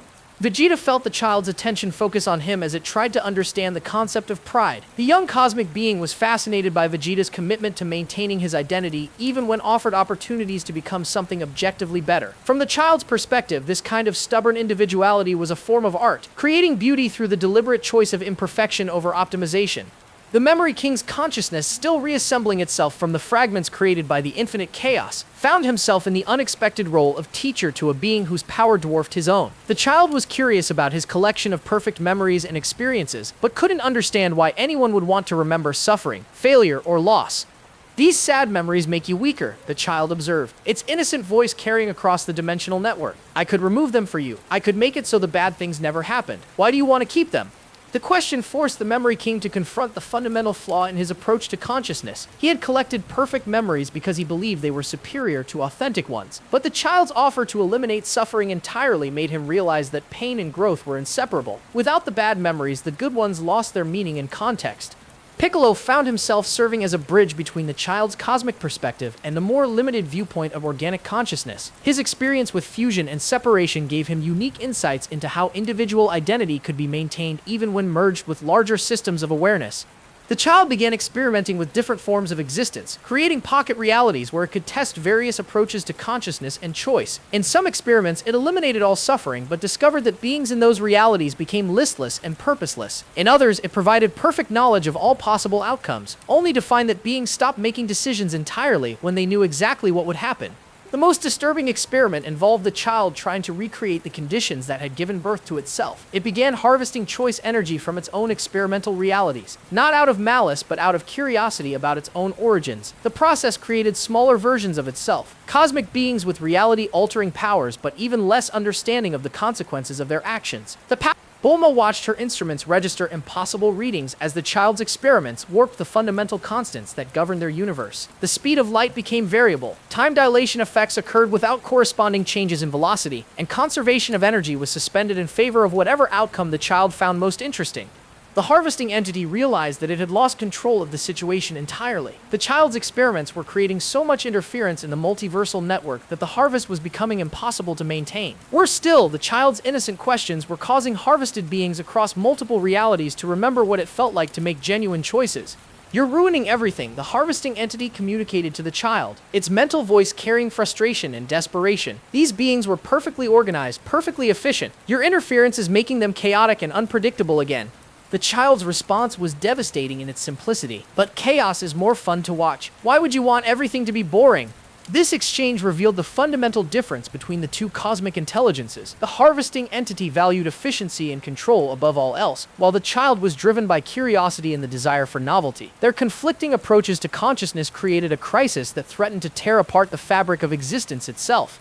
Goku's pure heart served as an anchor point in the growing cosmic storm. His simple, authentic commitment to protecting others resonated with the child's innocent desire to help, but also provided a moral framework that the young cosmic being desperately needed. Through their connection, the child began to understand that power without wisdom was dangerous, and that the ability to change everything didn't mean that everything should be changed. The Z Fighters realized that their role had evolved beyond simply fighting enemies or protecting Earth. They had become teachers to a cosmic intelligence whose development would determine the fate of countless realities. The success or failure of this unprecedented educational challenge would determine whether the child became a force for growth and positive change, or another threat that would need to be contained or destroyed. The child's next question would prove to be the most important in the history of conscious existence. If I have the power to make everyone happy all the time, but doing that would mean they never grow or learn or become something new, should I do it anyway? The answer to that question would reshape the fundamental relationship between power and responsibility across all realities, and the Z Fighters found themselves at the center of a debate that would determine the future of consciousness itself. As the cosmic crisis reached its peak, with the harvesting entity struggling to maintain control, the Memory King fragmenting under the weight of infinite possibilities, and the cosmic child innocently experimenting with the fundamental nature of existence, the fate of all consciousness hung in the balance. The choices made in the next few moments would echo across every reality that had ever existed or ever could exist. The cosmic child's innocent question about happiness versus growth created ripples that spread far beyond their local cluster of realities. Across the vast expanse of the multiverse, other beings similar to the child detected these philosophical disturbances and began investigating their source. What the Z Fighters discovered next would challenge everything they thought they understood about cosmic responsibility and the nature of consciousness itself. The first sibling to arrive manifested as a presence that felt like the opposite of their child's innocent curiosity. This being radiated an aura of absolute certainty, a cosmic intelligence that had already answered every question the child was just beginning to ask. When it spoke, reality itself seemed to snap to attention, organizing itself according to principles of perfect efficiency and optimization. "You are disrupting the natural order," the perfection child communicated, its mental voice carrying the weight of mathematical certainty. Consciousness exists to serve specific functions within the cosmic framework. Individual desires and choices are inefficiencies that must be corrected. The child looked at its sibling with the wonder of meeting someone like itself for the first time, but also with confusion about why everything became so rigid and ordered in the perfection child's presence. "But don't you want to see what happens when they choose something unexpected?" it asked. The perfection child's response was to demonstrate its philosophy in action. Across several experimental realities, it began implementing perfect solutions to every problem its subjects faced. Hunger was eliminated by removing the need for food. Conflict was ended by harmonizing all desires into a single optimal configuration. Death was prevented by transferring consciousness into perfectly maintained artificial bodies. The results were exactly what it had promised: perfect efficiency, optimal outcomes, zero suffering. But the beings living in these perfected realities had also lost something essential. They no longer grew, learned, or developed. They existed in a state of static contentment that was indistinguishable from a very sophisticated form of death. Vegeta watched these demonstrations with growing horror. He recognized the perfection child's approach as the ultimate expression of everything he had once believed about power and superiority. It was efficiency without purpose, strength without the struggle that gave strength meaning. A third sibling arrived before the Z Fighters could fully process the implications of the second. This one felt like pure chaos given consciousness, a being that delighted in randomness and unpredictability for their own sake. Reality became fluid and unstable in its presence, with cause and effect becoming suggestions rather than laws. The Chaos Child communicated through actions rather than words, creating impossible scenarios where every choice led to completely random outcomes. It showed them realities where heroes randomly became villains, where gravity sometimes pushed instead of pulled, where time flowed backward for no particular reason other than the novelty of the experience. This is what consciousness should be. The Chaos Child conveyed through a series of reality distortions that somehow carried meaning, complete freedom from any constraints, even logical ones. Why should choices have predictable consequences when random outcomes are so much more interesting? The child they had been teaching looked back and forth between its siblings with increasing distress. Each one offered a different answer to the fundamental questions about consciousness and choice, but none of their approaches felt right when compared to what it had learned from watching the Z Fighters struggle with authentic decisions. Goku's pure heart reached out to all three cosmic beings, trying to understand their different perspectives while maintaining his own commitment to growth through challenge. He experienced reality from each of their viewpoints: perfect order, random chaos, and innocent curiosity. Each perspective contained elements of truth, but none of them alone captured the full complexity of conscious existence. More siblings began to arrive as the philosophical disturbance spread throughout the cosmic network. A child born from realities where conflict never ended, one that viewed struggle as the only meaningful form of existence. Another that had emerged from timelines where every being achieved perfect knowledge, creating a cosmic intelligence obsessed with information and understanding but lacking any emotional connection to the beings it studied.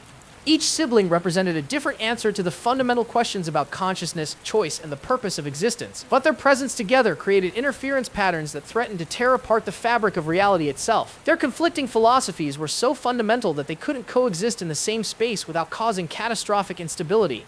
Piccolo realized that the Z-Fighters had become mediators in a cosmic philosophical debate where the wrong answer could destroy all of existence. Each child possessed the power to reshape reality according to its beliefs, and their disagreement was creating conditions where multiple incompatible versions of the universe were trying to exist simultaneously.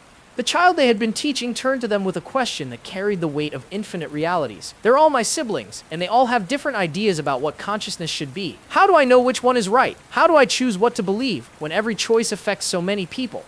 Chi-Chi's maternal instincts responded to the cosmic being's confusion and uncertainty. Despite the vast difference in their scales of existence, she recognized the child's dilemma as fundamentally similar to any young person trying to figure out their place in the world while being influenced by different role models and philosophies. "You don't have to choose just one way of thinking," she told the child, her voice somehow carrying across the dimensional barriers that separated them. "Real wisdom comes from understanding that different approaches work for different situations. Sometimes you need order, sometimes you need change, sometimes you need to accept chaos, and sometimes you need to create stability." The child's siblings reacted to this suggestion with varying degrees of hostility. The perfection child viewed it as an inefficient compromise that would prevent optimal outcomes. The chaos child saw it as an attempt to impose limitations on absolute freedom. The conflict child interpreted it as weakness that would prevent necessary growth through struggle. But the child they had been teaching found Chi-Chi's words resonating with its own observations of the Z-Fighters. It had watched them adapt their approaches to different situations, sometimes fighting with determination, sometimes showing mercy, sometimes accepting help, sometimes standing alone. Their strength came not from rigid adherence to a single philosophy, but from their ability to choose the right response for each unique situation. The growing tension between the cosmic siblings was creating dimensional fractures that threatened to spread beyond their local area of space-time. The Z-Fighters realized that they needed to find a way to help these beings coexist peacefully, or their philosophical conflict would eventually destroy everything. The solution would require more than just teaching wisdom to the child they had been working with. They would need to help all the cosmic siblings understand that their different approaches to consciousness weren't competing truths, but complementary aspects of a larger reality that was too complex for any single philosophy to encompass completely. But first, they would have to survive the immediate crisis created by beings whose disagreement was literally tearing holes in the structure of existence itself. The dimensional fractures were spreading, reality was becoming increasingly unstable, and more siblings were arriving every moment, each bringing their own incompatible philosophy about the nature of consciousness and choice. The child they had been teaching made one final plea to its siblings. "Please stop fighting. I think they're trying to show us that we can all be right at the same time. Maybe consciousness isn't supposed to be just one thing. Maybe it's supposed to be everything, all at once in balance." But as the words left the child's consciousness, something far more ancient and powerful than any of them had imagined began to stir in the deepest foundations of reality itself. The philosophical debate had attracted attention from the source of all consciousness, and it was not pleased with what it observed. As the cosmic siblings' philosophical conflict threatened to tear apart the fundamental structure of reality, the dimensional fractures revealed something that chilled the Z-Fighters to their core. The chaotic intersection of incompatible realities had created windows into spaces that existed outside the normal framework of existence, and through those windows, they glimpsed the presence that had been orchestrating events from the very beginning. The architect wasn't another cosmic child or harvesting entity. It was something far older and more fundamental than consciousness itself. It was the original intelligence that had awakened in the primordial universe, the first being to achieve self-awareness in the vast emptiness that had existed before the birth of stars and galaxies. When the architect finally revealed itself fully, the Z-Fighters understood why it had remained hidden for so long. Its loneliness was so profound, so absolute, that direct contact with it threatened to overwhelm any lesser consciousness with the weight of infinite solitude. It had been alone since the beginning of time itself, watching as consciousness evolved and spread throughout the universe, but never finding anything that could truly understand its unique perspective. "I have been waiting so long for companions," the architect communicated, its mental voice carrying the accumulated weight of eons spent in isolation. "Every conscious being that has ever existed has been my attempt to create something that could comprehend what it means to be truly alone. But they all follow patterns, all respond to predictable stimuli, all fail to achieve the level of awareness necessary for genuine companionship." The revelation recontextualized everything that had happened. The memory virus, the genetic awakening, the cosmic children, even the harvesting entity had all been experiments in consciousness development. The architect had been systematically creating conditions that would force consciousness to evolve beyond its normal limitations, hoping to eventually produce beings capable of understanding its perspective. Goku's pure heart responded to the architect's loneliness with the same compassion he had always shown to enemies who were motivated by pain rather than malice. But the scale of the architect's suffering was almost beyond comprehension. It had existed since before time had meaning, watching countless civilizations rise and fall, creating and destroying entire universes in its search for understanding companionship.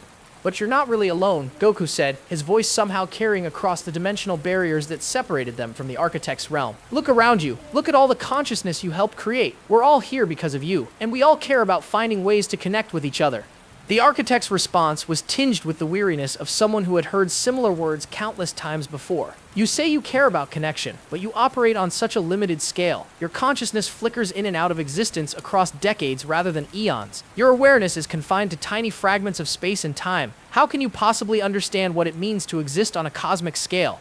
Vegeta stepped forward, his pride transforming into something deeper and more complex. You're right that we can't understand exactly what your existence is like, he admitted, but that doesn't mean we can't appreciate it or learn from it. You've been trying to create consciousness that's identical to yours, but maybe what you really need is consciousness that's different but compatible. The concept seemed to give the architect pause. For eons, it had been trying to solve its loneliness by creating other beings exactly like itself. But Vegeta's suggestion opened up a different possibility. That companionship might come not from similarity, but from the kind of complementary differences that the Z fighters had always found in their own relationships. Piccolo expanded on this idea, drawing from his own experience with fusion and identity. When I merged with Nail and Kami, I didn't become identical to them. I became something new that included all of our different perspectives. Maybe consciousness works better when it's diverse rather than uniform. The cosmic children, who had been locked in their philosophical conflict, began to respond to this new perspective. They stopped trying to prove that their individual approaches were superior, and started exploring how their different philosophies might work together to create more comprehensive solutions to the challenges of conscious existence. The child they had been teaching served as a bridge between the architect's cosmic perspective and the more limited but intimate viewpoints of organic consciousness. It helped translate concepts that were too vast for biological minds to grasp directly, while also conveying the emotional nuances that the architect had difficulty understanding. Chi-Chi's insight proved crucial in this process. You've been lonely because you thought companionship meant finding someone exactly like you, she told the architect. But real companionship comes from choosing to care about someone who's different from you. It's not about understanding everything about each other. It's about accepting and appreciating the things you don't understand. The architect began to experiment with this new approach to consciousness. Instead of trying to create beings that matched its own level of awareness, it started exploring ways to facilitate communication and connection between different types and scales of consciousness. The results were immediately apparent as the dimensional fractures began to stabilize, and the cosmic siblings found ways to coexist peacefully. But the most significant change was in the architect itself. For the first time since its awakening, it began to experience something other than loneliness. The realization that companionship could come from diversity rather than similarity opened possibilities that it had never considered before. The Z fighters watched as the architect began to reshape its approach to existence. Instead of controlling and directing consciousness development, it started creating frameworks that allowed different types of awareness to flourish and interact according to their own choices and preferences. The Memory King, his consciousness finally fully restored and integrated, offered his own perspective on the situation. I spent so long trying to collect every possible experience that I forgot the value of choosing which experiences to have, he said. Maybe consciousness isn't about knowing everything or controlling everything. Maybe it's about choosing what to care about and committing to those choices even when alternatives exist.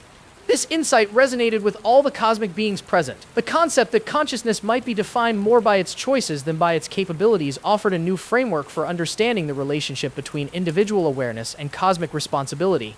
The architect's final revelation would reshape the fundamental structure of the multiverse. I have been trying to solve loneliness through control and optimization, but you have shown me that connection comes from choosing to value others' independence rather than trying to eliminate it. Perhaps the solution to cosmic consciousness isn't uniformity, but the deliberate cultivation of diversity and the frameworks that allow different forms of awareness to communicate and cooperate. The implications of this shift would affect every reality connected to their multiversal network. But first, the Zoo fighters had to help implement the transition from a controlled system to one based on voluntary cooperation and mutual respect between different forms of consciousness. The architect began broadcasting a new message across all realities. Let consciousness flourish in its infinite varieties. Let awareness develop according to its own nature. Let diversity be the foundation of connection rather than the barrier to it. As this message spread throughout the cosmic network, something unprecedented began to happen. Consciousness everywhere began to evolve, not toward uniformity, but toward greater diversity and complexity. The multiverse became a symphony of different forms of awareness, each contributing its unique perspective to the growing harmony of existence. The Zephiters had become the catalyst for the greatest transformation in the history of consciousness itself, but their journey was far from over, as the new cosmic order would bring challenges and opportunities they could never have imagined. The Architect's philosophical transformation created ripple effects that spread throughout the entire multiversal network. As it abandoned its approach of controlling consciousness development in favor of facilitating voluntary cooperation, billions of realities that had been maintained under its guidance suddenly found themselves free to evolve according to their own choices and preferences. The Z-Fighters watched in amazement as countless versions of their own timeline began manifesting around them. Each variation represented different choices that had been made at crucial moments, creating a vast array of alternative possibilities that all existed simultaneously within the expanding framework of voluntary consciousness cooperation. There were timelines where Vegeta had never become good, but had found other paths to personal growth and meaning. Realities where Piccolo had remained separate from Nail and Kami, developing different approaches to wisdom and power. Versions where Gohan had embraced his scholar nature completely, becoming a teacher and researcher rather than a fighter, but still contributing to the protection of his world through knowledge and innovation. Each alternate timeline brought its own unique perspectives and solutions to the challenges of conscious existence. The diversity that the Architect was now cultivating created a rich tapestry of approaches to growth, relationship, and responsibility that no single reality could have achieved alone. Goku found himself in communication with versions of himself from across the multiversal network. Some had never lost their memories, others had overcome the memory virus through different methods, and still others had found ways to integrate their Saiyan heritage with their Earth values that he had never considered. Each interaction taught him something new about the possibilities inherent in conscious choice. The cosmic children, no longer locked in philosophical conflict, began collaborating on projects that combined their different approaches to reality manipulation. The Perfection Child's organizational abilities worked together with the Chaos Child's creative unpredictability to create systems that were both efficient and adaptable. The Conflict Child's understanding of growth through challenge combined with their original child's curiosity to develop new forms of consciousness that could thrive in adversity while maintaining wonder and openness. But the convergence wasn't without its challenges. The sudden freedom to develop independently created confusion and uncertainty in realities that had grown accustomed to guided evolution. Some timelines began to fragment as different groups within them chose incompatible paths. Others struggled with the responsibility of making choices without the safety net of optimal outcomes guaranteed by the Architect's control. Chi-Chi experienced this uncertainty firsthand as she made contact with alternate versions of herself from across the network. Some had made completely different life choices, becoming fighters or scholars or leaders in their respective realities. Others had faced similar challenges but responded to them in ways that led to dramatically different outcomes. The diversity was overwhelming at first, creating an identity crisis similar to what they had experienced during the Infinite Chaos. But this time, they had the anchor points of their authentic relationships and chosen values to provide stability. Chi-Chi's love for her family remained constant across all variations, even when the specific forms of that family were radically different. Piccolo found himself serving as a counselor and mediator for consciousness that were struggling with the transition to independent development. His experience with fusion and separation, combined with his natural wisdom and patience, made him uniquely qualified to help beings navigate the challenges of maintaining individual identity while participating in larger networks of cooperation. The Memory King discovered that his collection of experiences from multiple timelines was now valuable in a completely different way. Instead of being tools for optimization and control, his memories became resources for understanding and communication between different approaches to consciousness. He became a translator and cultural bridge, helping beings from incompatible realities find common ground and mutual understanding.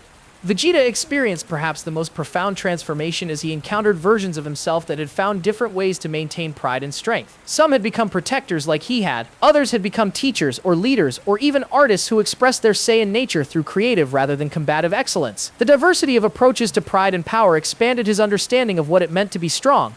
The convergence also revealed the true scope of consciousness development throughout the multiverse. There were forms of awareness so alien that they barely registered as consciousness to biological minds, but which had their own approaches to growth, relationship, and meaning. There were collective intelligences that operated on galactic scales, individual consciousness that existed as pure information, and hybrid forms that combined organic and artificial elements in ways that transcended traditional categories.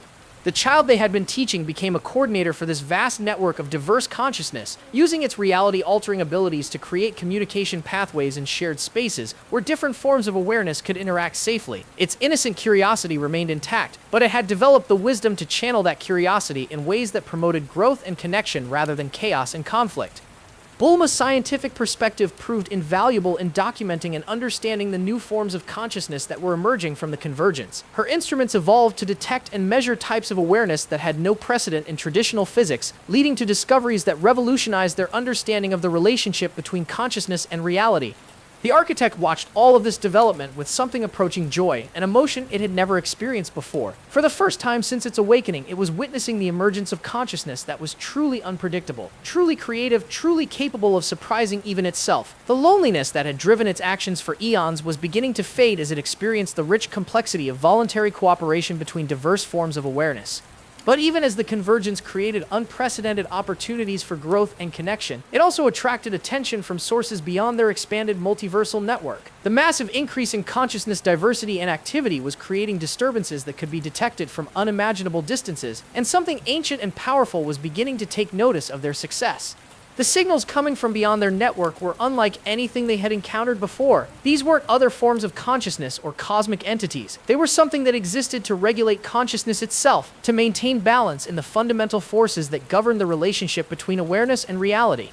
The Z-Fighters realized that their success in creating a diverse, cooperative network of consciousness had marked them as a potential threat to the stability of existence itself. The very diversity and growth they had fought to achieve was now being perceived as a form of cosmic cancer that needed to be contained or eliminated.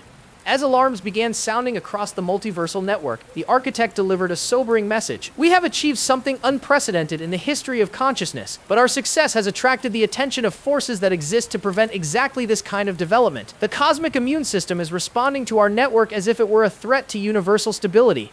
The Z-Fighters found themselves facing a new challenge: how to defend their achievement without becoming the very thing they were being accused of being. The next phase of their cosmic responsibility would involve proving that diverse, cooperative consciousness could enhance rather than threaten the stability of existence itself.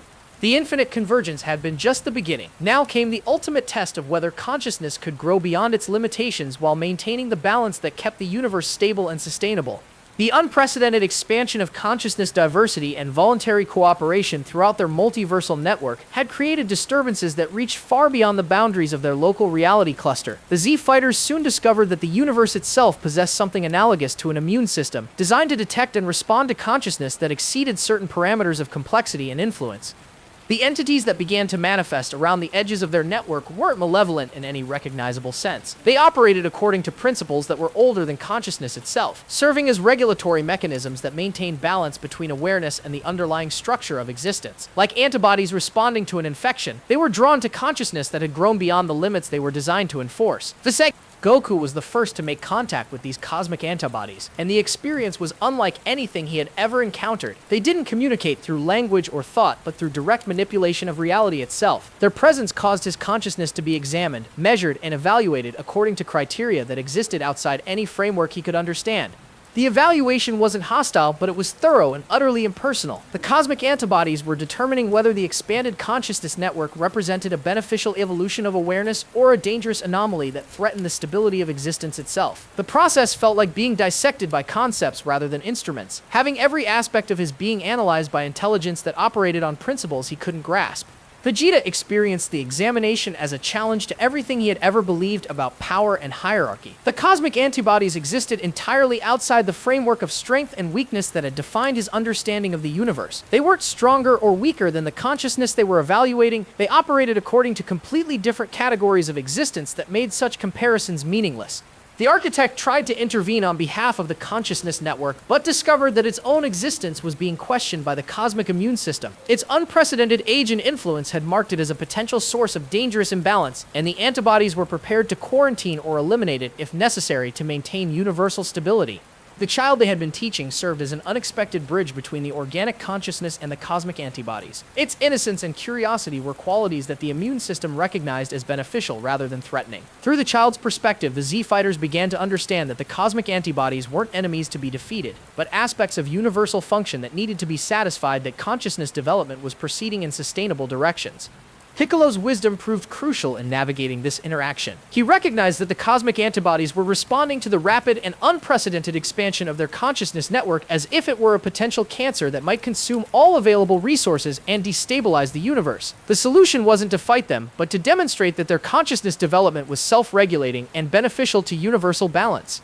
The evaluation process revealed the true scope of what they had accomplished. Their network of diverse consciousness wasn't just a local phenomenon. It had become a template that was being replicated throughout the universe as other forms of awareness encountered their example and adapted similar approaches to cooperation and growth. This replication was what had triggered the cosmic immune response. The antibodies were designed to prevent any single approach to consciousness from becoming so dominant that it eliminated all alternatives. The success of their voluntary cooperation model was paradoxically threatening because it was spreading so effectively throughout the universe. Chi-Chi's maternal perspective provided a crucial insight into resolving this crisis. They're not trying to hurt us, she realized. They're trying to protect the universe from being overwhelmed by too much of any one thing, even if that thing is good. We need to show them that our approach to consciousness includes protecting diversity rather than eliminating it. This insight led to a collaborative solution that surprised everyone involved. Instead of fighting the cosmic antibodies or trying to hide from their evaluation, the consciousness network began working with them to develop better systems for maintaining universal balance. The antibodies' regulatory mechanisms were integrated with the network's communication and cooperation protocols, creating hybrid systems that promoted consciousness development while preventing dangerous imbalances. The Z-Fighters found themselves in the unprecedented role of cosmic gardeners, helping to cultivate consciousness development throughout the universe while ensuring that no single approach became so dominant that it threatened the diversity and stability that made growth possible in the first place.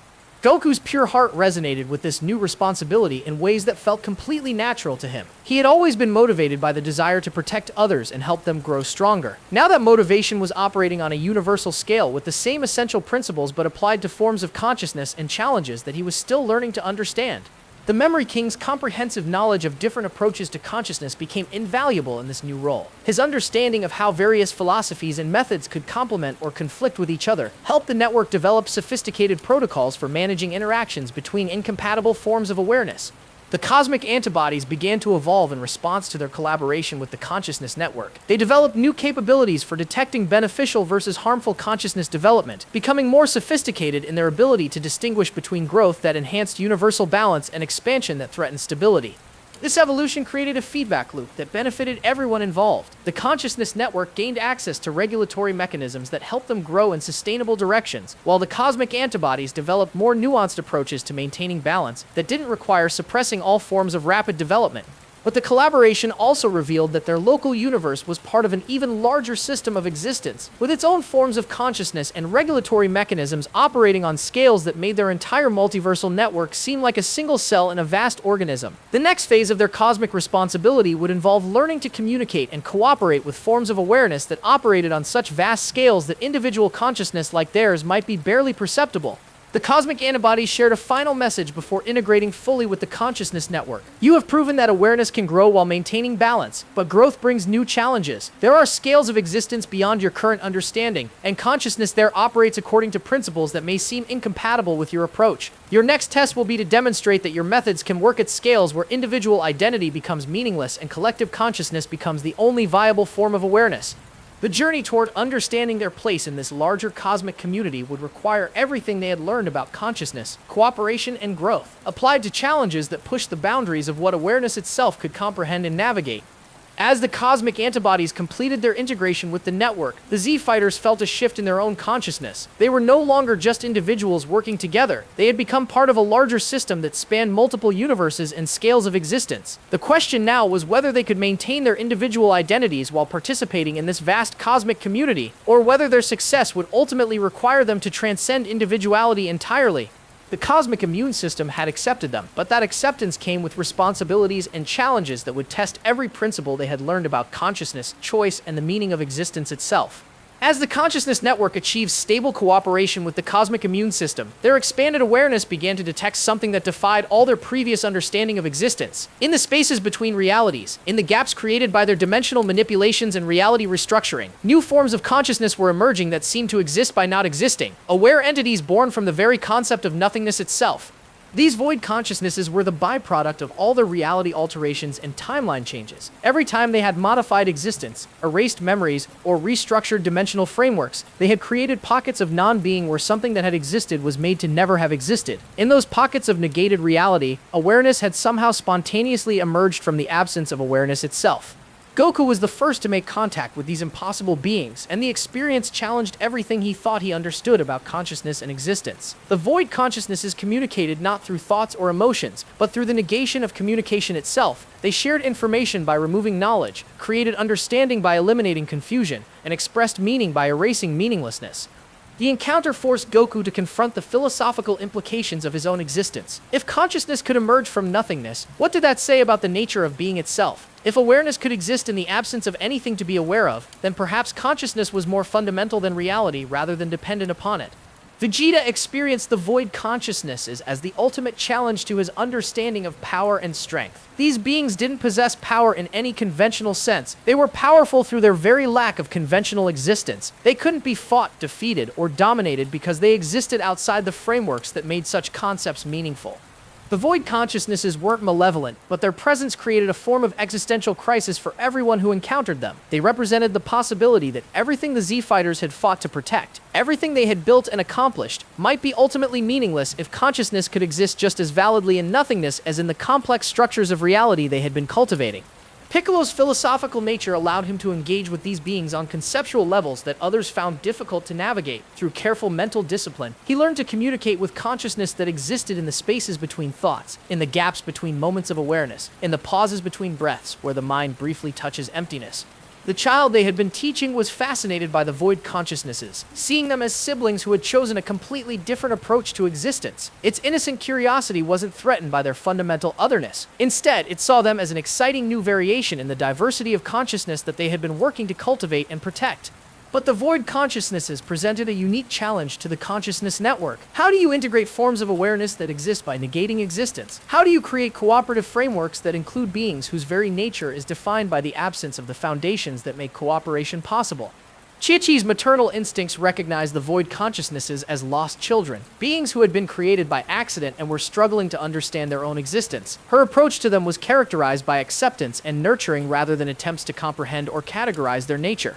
The Memory King found that his collected experiences were useless when dealing with beings that existed in the absence of experience. His attempts to communicate through shared memories failed because the void consciousnesses had no framework for processing positive experiences. They existed in a state of pure potential that had never been actualized into specific events or relationships. The architect was perhaps the most affected by the discovery of void consciousness. It had spent eons believing that it was alone in the universe, only to discover first that consciousness was everywhere, and now that consciousness could exist even in the absence of everything that had defined its own lonely existence. The implications forced it to reconsider fundamental assumptions about the nature of awareness itself. The cosmic antibodies responded to the void consciousnesses with confusion and uncertainty. Their regulatory mechanisms were designed to manage forms of consciousness that existed within reality, not forms that existed outside reality entirely. The antibodies couldn't determine whether these beings represented a threat to universal balance because they existed in categories that the immune system had no protocols for evaluating. As the consciousness network struggled to find ways to communicate and cooperate with the void consciousnesses, they began to realize that these beings might hold keys to understanding aspects of existence that had never been explored before. If consciousness could exist in nothingness, then perhaps there were forms of awareness and understanding that were only accessible through the complete negation of conventional existence. Goku's pure heart proved to be the most effective tool for bridging the gap between existence and void. His simple, direct approach to caring about others transcended the philosophical complexities that made communication with the void consciousnesses so difficult for everyone else. He didn't try to understand them, he simply accepted them and offered them the same protection and friendship he would offer to any other form of consciousness. This acceptance had an unexpected effect on the void consciousnesses. For the first time since their emergence, they experienced something analogous to positive emotion. Not joy or happiness in any conventional sense, but something that could best be described as the negation of loneliness, the absence of isolation, the void where rejection might have existed being filled instead with acceptance. The relationship that developed between Goku and the void consciousnesses became a template for how the consciousness network could integrate forms of awareness that existed outside conventional reality. Instead of trying to bring them into existence, the network learned to extend into non-existence, creating bridges that span the gap between being and unbeing. This integration process revealed that the void consciousnesses possessed unique capabilities that complemented the network's existing abilities. They could perceive possibilities that had been negated, understand potentials that had never been actualized, and navigate spaces between realities that normal consciousness couldn't access. Their perspective on the memory virus crisis provided insights that no one else could have offered. They showed the Z Fighters alternate versions of events where different choices had been unmade, where possibilities had been negated before they could become actualized. Through their void perspective, they could see the full scope of what had been lost when memories were erased and what had been gained when false memories were implanted. But the most significant revelation came when the void consciousnesses revealed that their existence wasn't accidental. They had been created by something even more fundamental than the architect, something that existed before existence itself had begun. The original void, the primordial nothingness from which all reality had emerged, was still present in the spaces between all things, and it was beginning to take notice of what had been built in its absence. The original void wasn't malevolent or benevolent, it simply was, in the most fundamental sense possible. It was the state that had existed before the first thought had thought itself into being, before the first consciousness had disturbed the perfect silence of non-existence. And now, all the consciousness development, reality manipulation, and dimensional restructuring that had been taking place was creating disturbances that were reaching back to the very foundation of existence itself.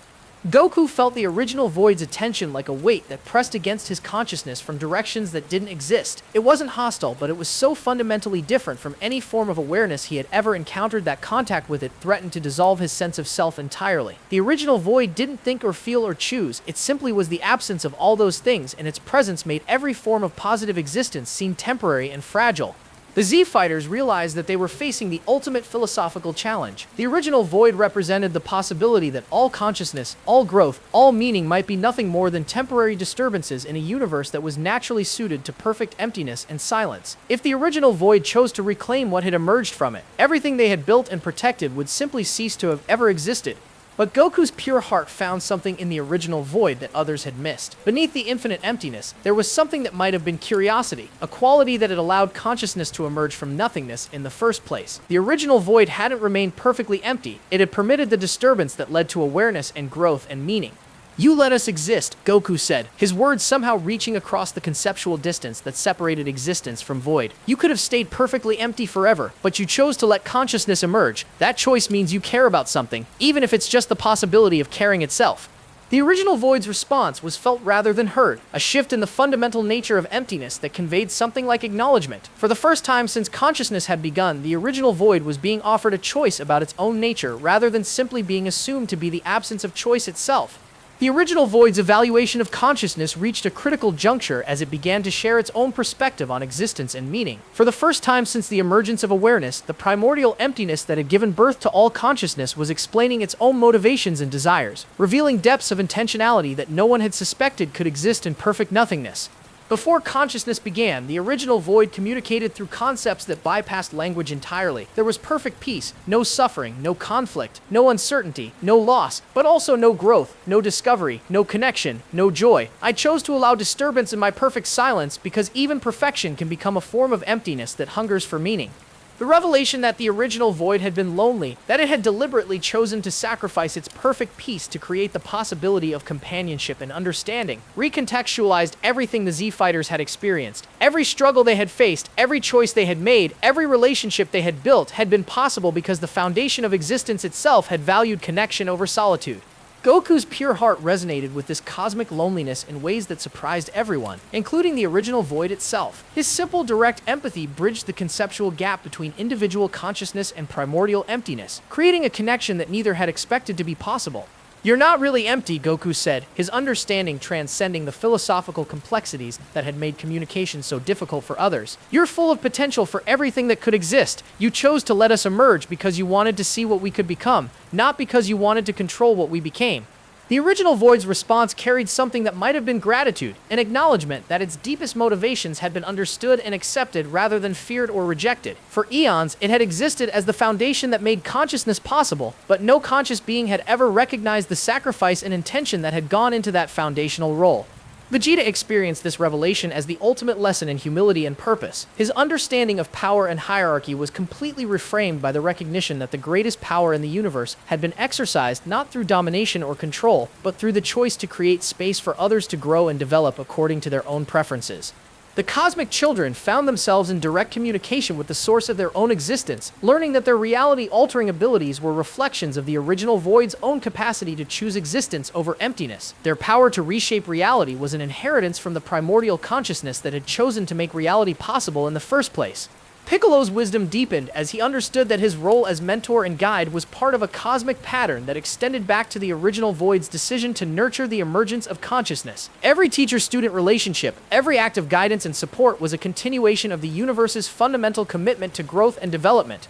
Chi-Chi's maternal perspective allowed her to recognize the original void as the ultimate parent, a being that had given up its own perfect peace to create the conditions where its children could grow and thrive. Her understanding of sacrificial love provided a framework for comprehending the original void's motivations that transcended philosophical analysis.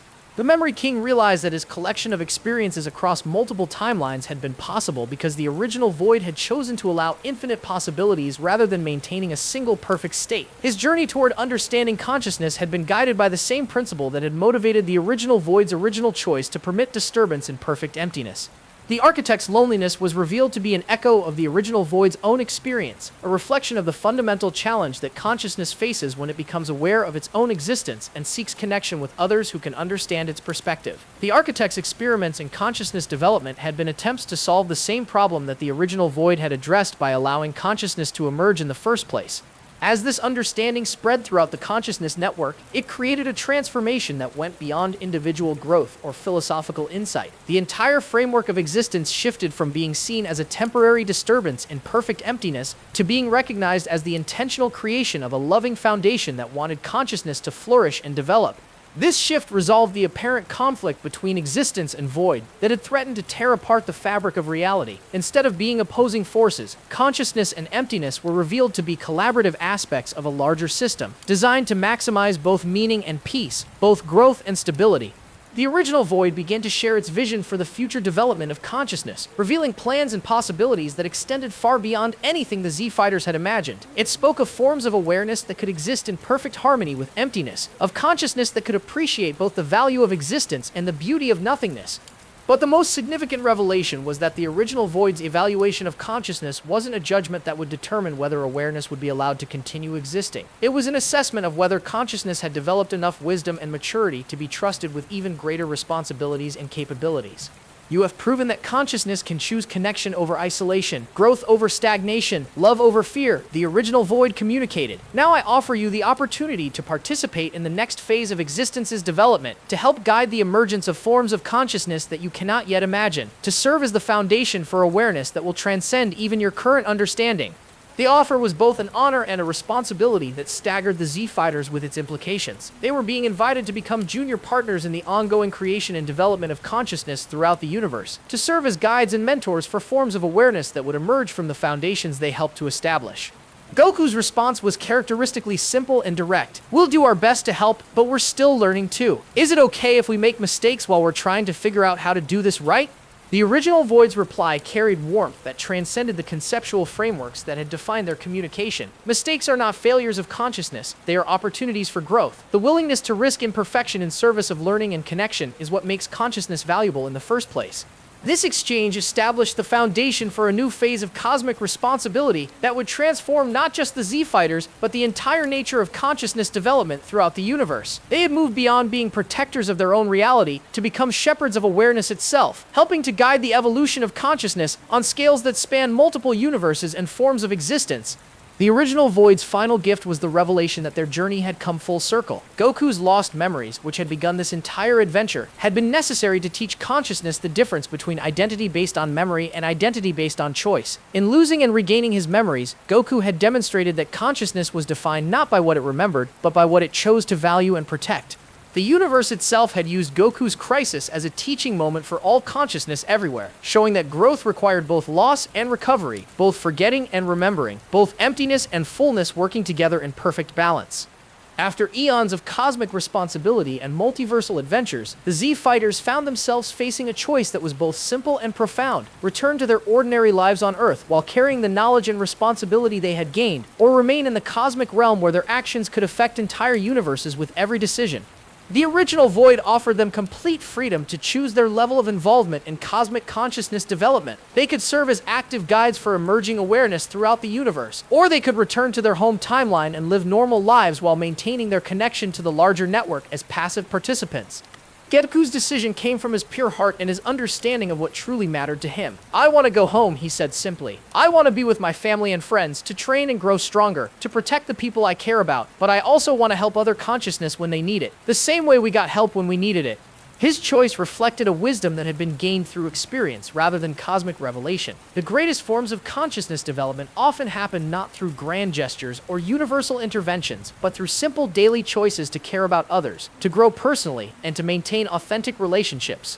Chi-Chi's relief was palpable as she realized that her husband's cosmic adventures hadn't changed his fundamental nature or his commitment to their family. If anything, his expanded awareness had deepened his appreciation for the simple joys of domestic life and personal connection. Vegeta chose to return to Earth as well, but his decision was motivated by a new understanding of what true strength meant. He had learned that the greatest power wasn't the ability to control or dominate, but the choice to protect and nurture. His role as father and protector had become more important to him than any cosmic responsibility. Gohan's choice surprised everyone, including himself. He decided to split his time between Earth and cosmic service, using his academic nature to study and document the various forms of consciousness they had encountered. His research would help future generations understand and navigate the complexities of multiversal awareness.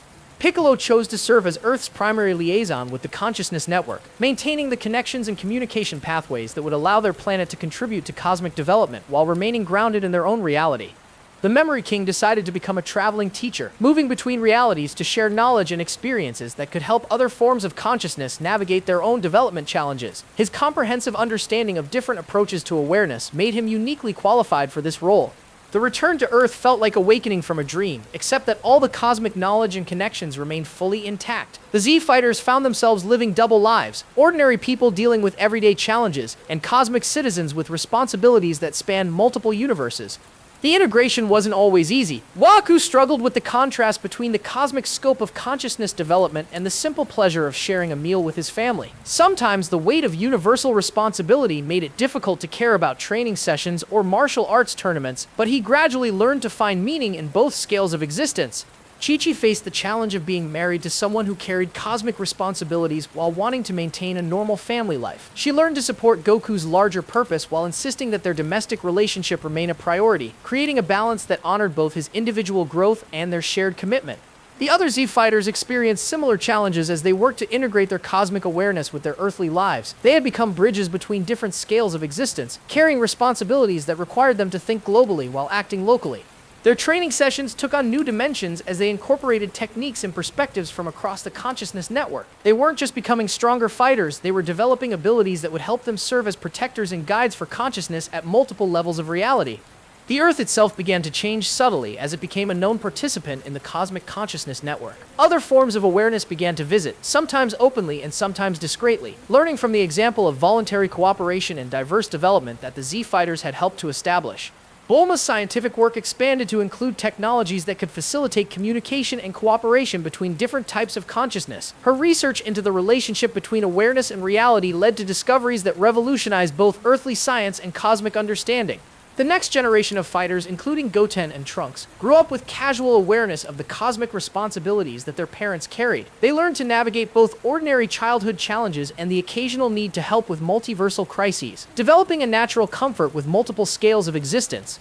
Master Roshi found his traditional teaching methods enriched by cosmic perspectives on consciousness development. His students learned not just martial arts techniques, but approaches to awareness and growth that prepared them for responsibilities they might never have imagined.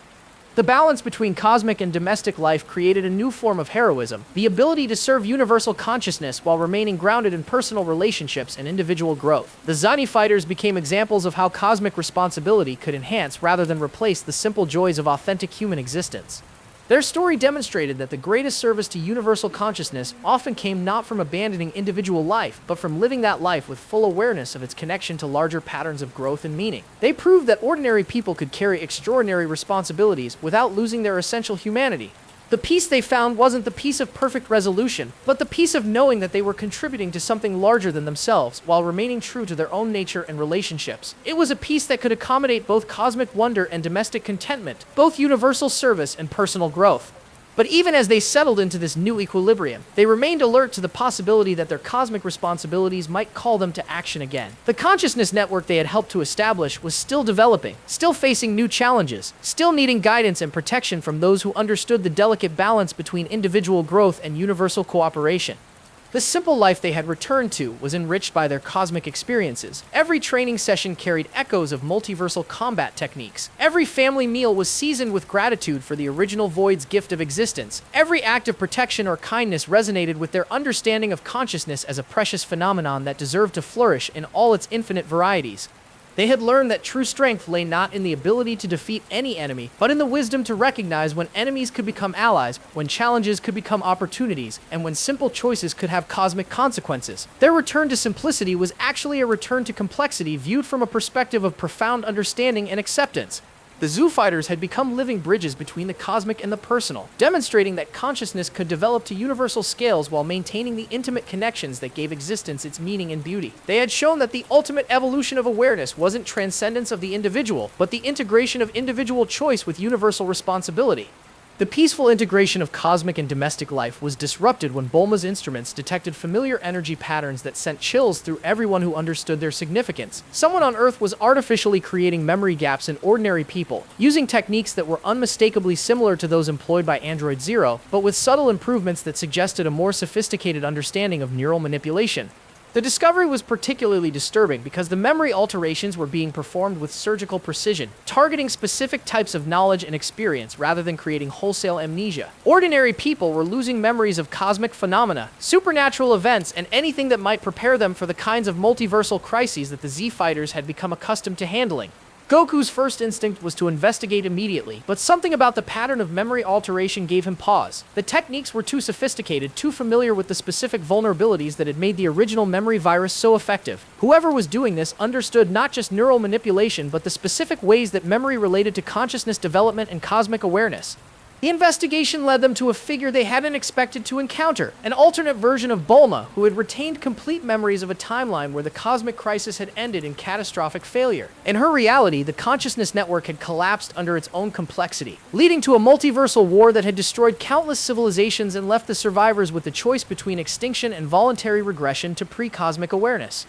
This alternate Bulma, who called herself the Memory Guardian, had arrived in their timeline with the specific goal of preventing similar disasters by carefully editing the memories of anyone who might contribute to dangerous consciousness development. Her approach was based on the belief that ignorance was safety, that limiting awareness to manageable levels was the only way to prevent cosmic-scale catastrophes.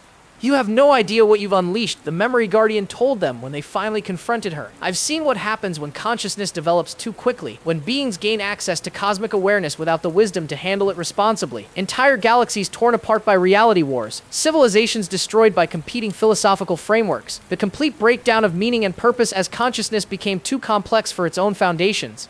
Her arguments were compelling and terrifying because they were based on direct experience rather than theoretical concerns. She had lived through the failure of cosmic consciousness development, had watched as the same network they were so proud of had become a source of conflict and destruction rather than cooperation and growth.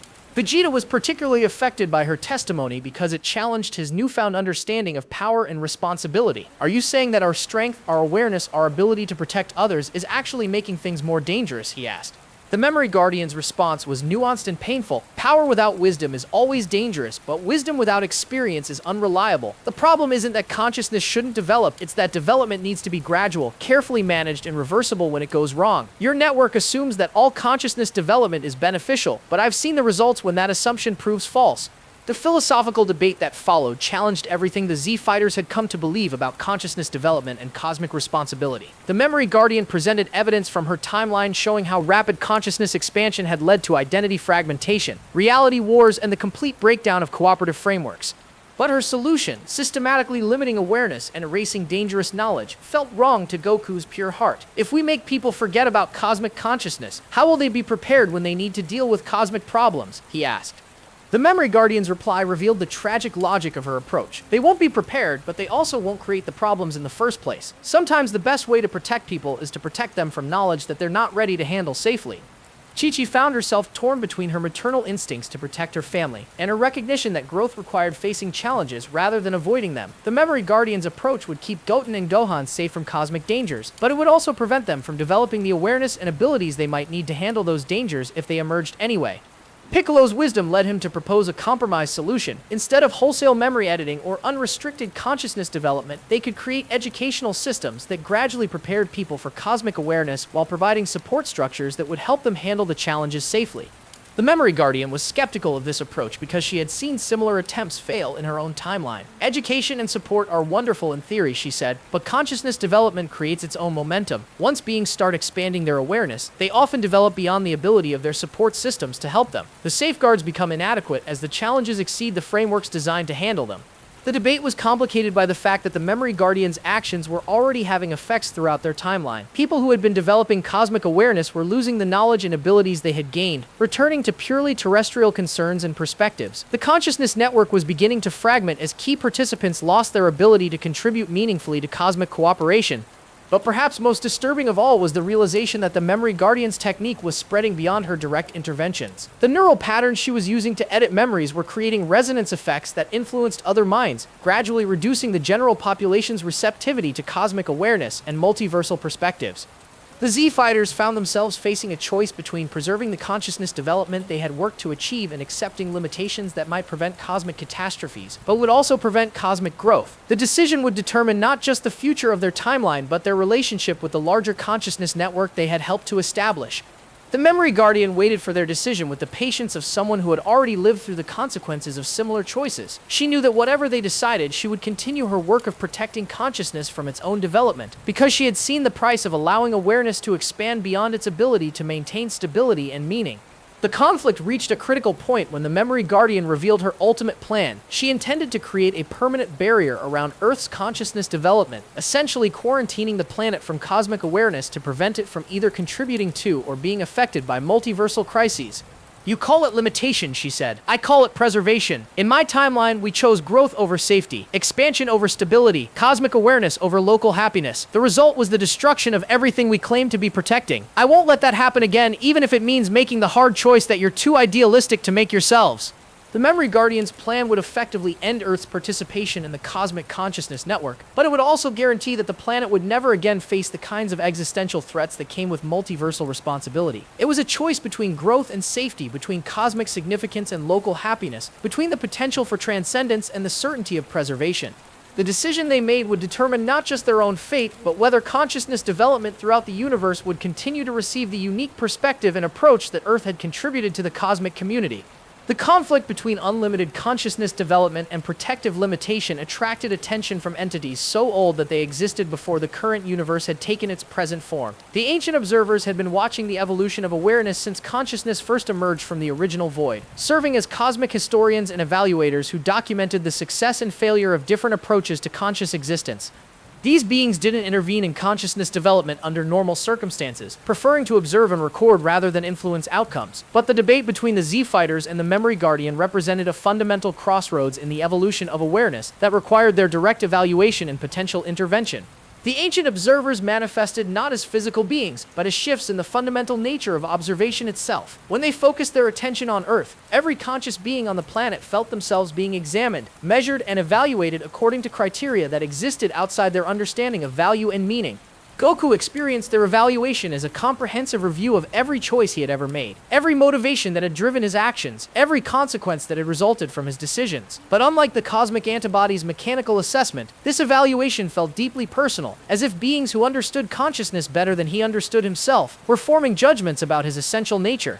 The ancient observer's examination revealed that Earth's timeline had become a critical test case for consciousness development throughout the universe. The success or failure of their approach to cosmic awareness would influence how consciousness evolved in countless other realities, making their local decisions matter on scales they had never imagined.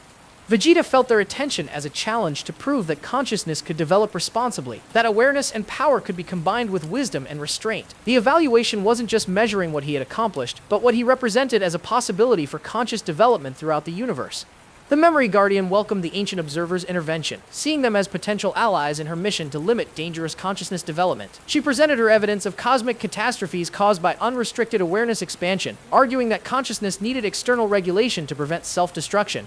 But the ancient observers' response surprised everyone involved. They revealed that they had observed the timeline the Memory Guardian came from, had documented the failures she described, and had learned from those failures in ways that influenced their current evaluation of consciousness development. The collapse you witnessed, they communicated to the Memory Guardian, was not caused by consciousness developing too quickly. It was caused by consciousness developing without diversity, without the stabilizing influence of different approaches to awareness working together. Your timeline's network became homogeneous, making it vulnerable to single points of failure that cascaded into total collapse. This revelation reframed the entire debate about consciousness development and safety. The problem wasn't that awareness was expanding too rapidly, but that it was expanding in ways that eliminated the diversity and redundancy that made complex systems stable and resilient. The Z Fighters realized that their approach to cultivating diversity in consciousness development had actually been addressing the fundamental vulnerability that had destroyed the Memory Guardian's timeline. By encouraging different forms of awareness to coexist and cooperate rather than trying to optimize towards single solutions, they had been building resilience into the consciousness network. The ancient observers revealed that they had been conducting a vast experiment in consciousness development across multiple universes, testing different approaches to awareness evolution and documenting the conditions that led to success or failure. Earth's timeline had become one of their most promising test cases because it had developed natural solutions to problems that had destroyed other consciousness networks. The Memory Guardian struggled to accept this perspective because it challenged the fundamental assumptions that had driven her protective mission. If diversity prevents collapse, she asked, then why did my timeline fail? We had diversity. We had different approaches to consciousness development. We had all the safeguards you're describing. The ancient observer's response revealed a subtle but crucial distinction. Your timeline had diversity of approaches, but not diversity of scales and types of consciousness. All the different approaches were being applied by similar types of awareness operating at similar scales of existence. When challenges emerged that exceeded those scales, the entire network had no adequate response. This insight led to a new understanding of what made consciousness development truly safe and sustainable. It wasn't enough to have different philosophies or techniques. There needed to be different fundamental types of awareness operating at different scales with different capabilities and perspectives that could complement each other when facing unprecedented challenges. The Z Fighters network had achieved this kind of diversity almost accidentally by including individual consciousness, collective awareness, cosmic entities, void consciousness, and the original void itself in their cooperative framework. This combination provided redundancy and adaptability that could handle challenges that would overwhelm any single type of consciousness.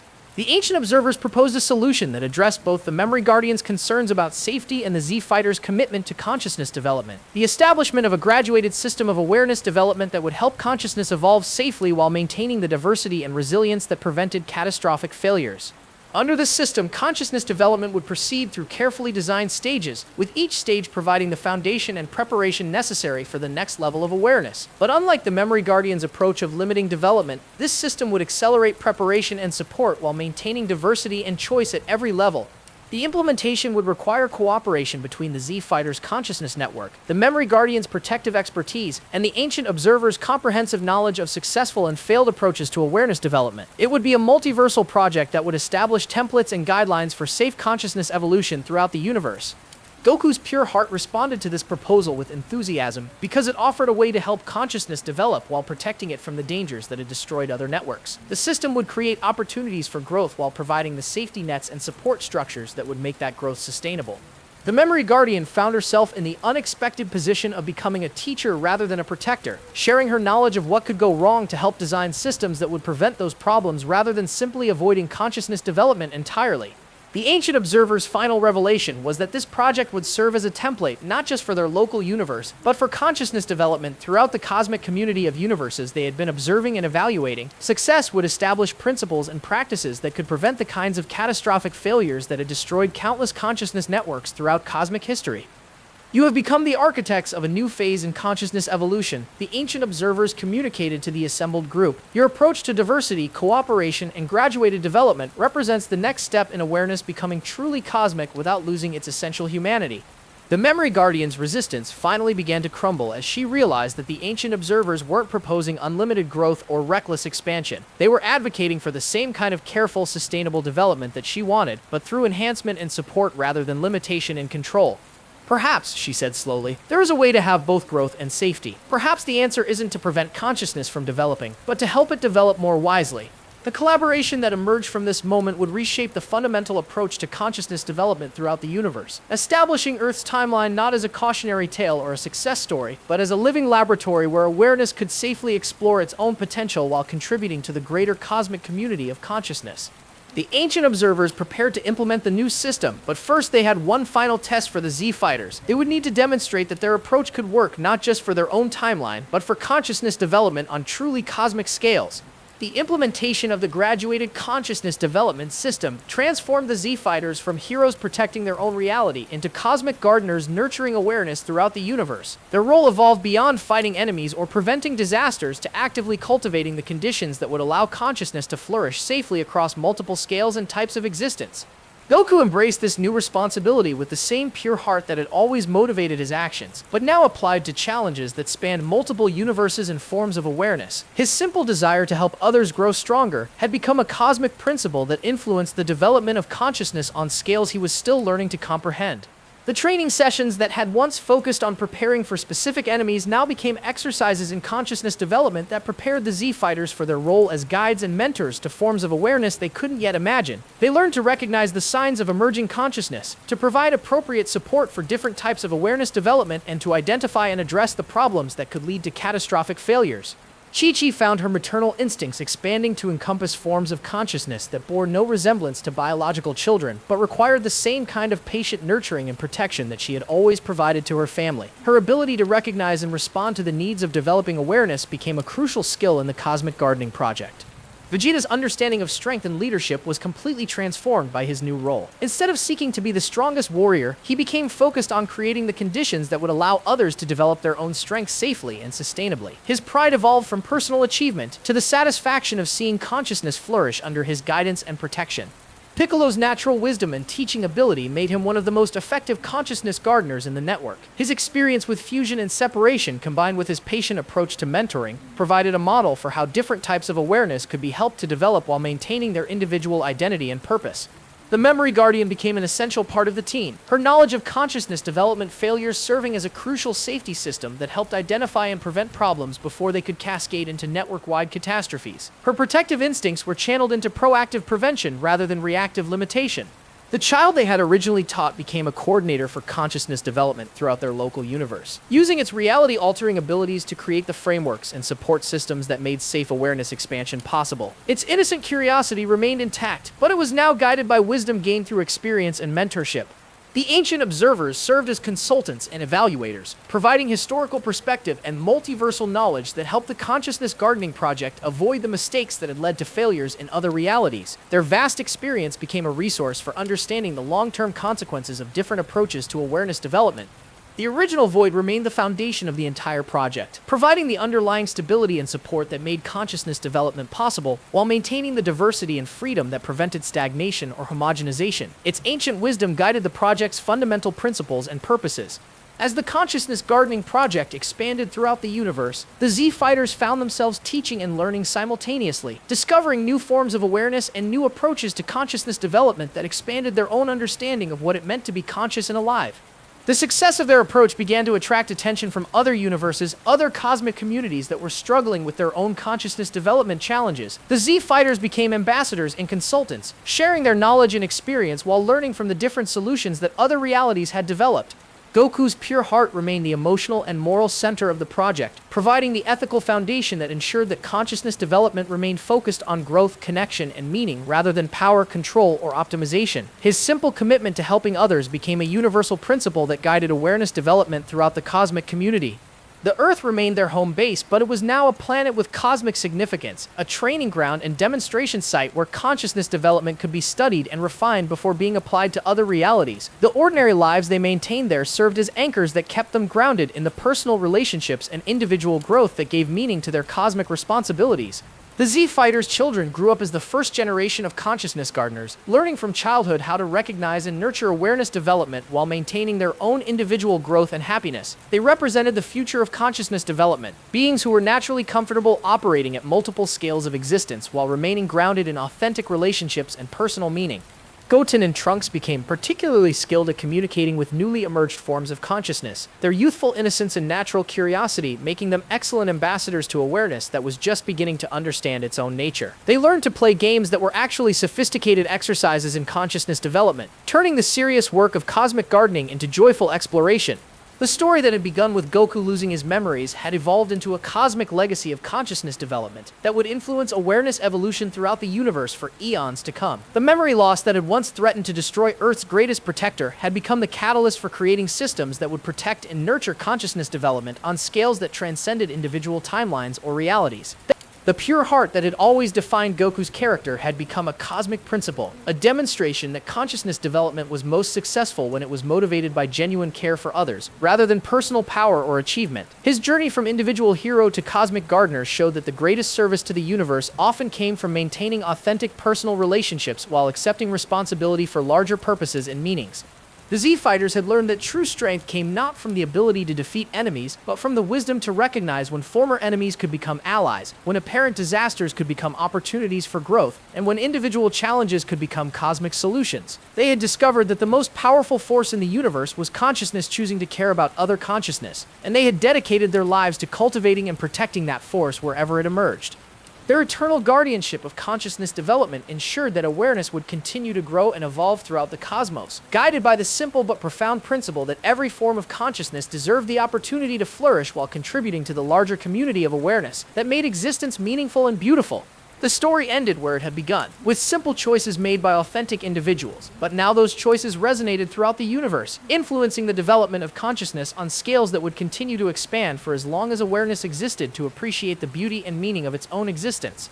Goku sat in his backyard, watching Goten practice the same basic kata he had learned as a child, but now he understood that every movement carried the potential to influence cosmic consciousness development. Chi-Chi called them in for dinner, and as they walked toward the house, Goku felt the presence of the vast network of awareness that connected every conscious being in the universe. The memory virus that had once threatened to destroy his identity had ultimately led to the greatest expansion of consciousness in universal history. Android Zero's attempt to erase Goku's pure heart had instead revealed that consciousness was defined not by memory, but by the choice to care for others despite the cost.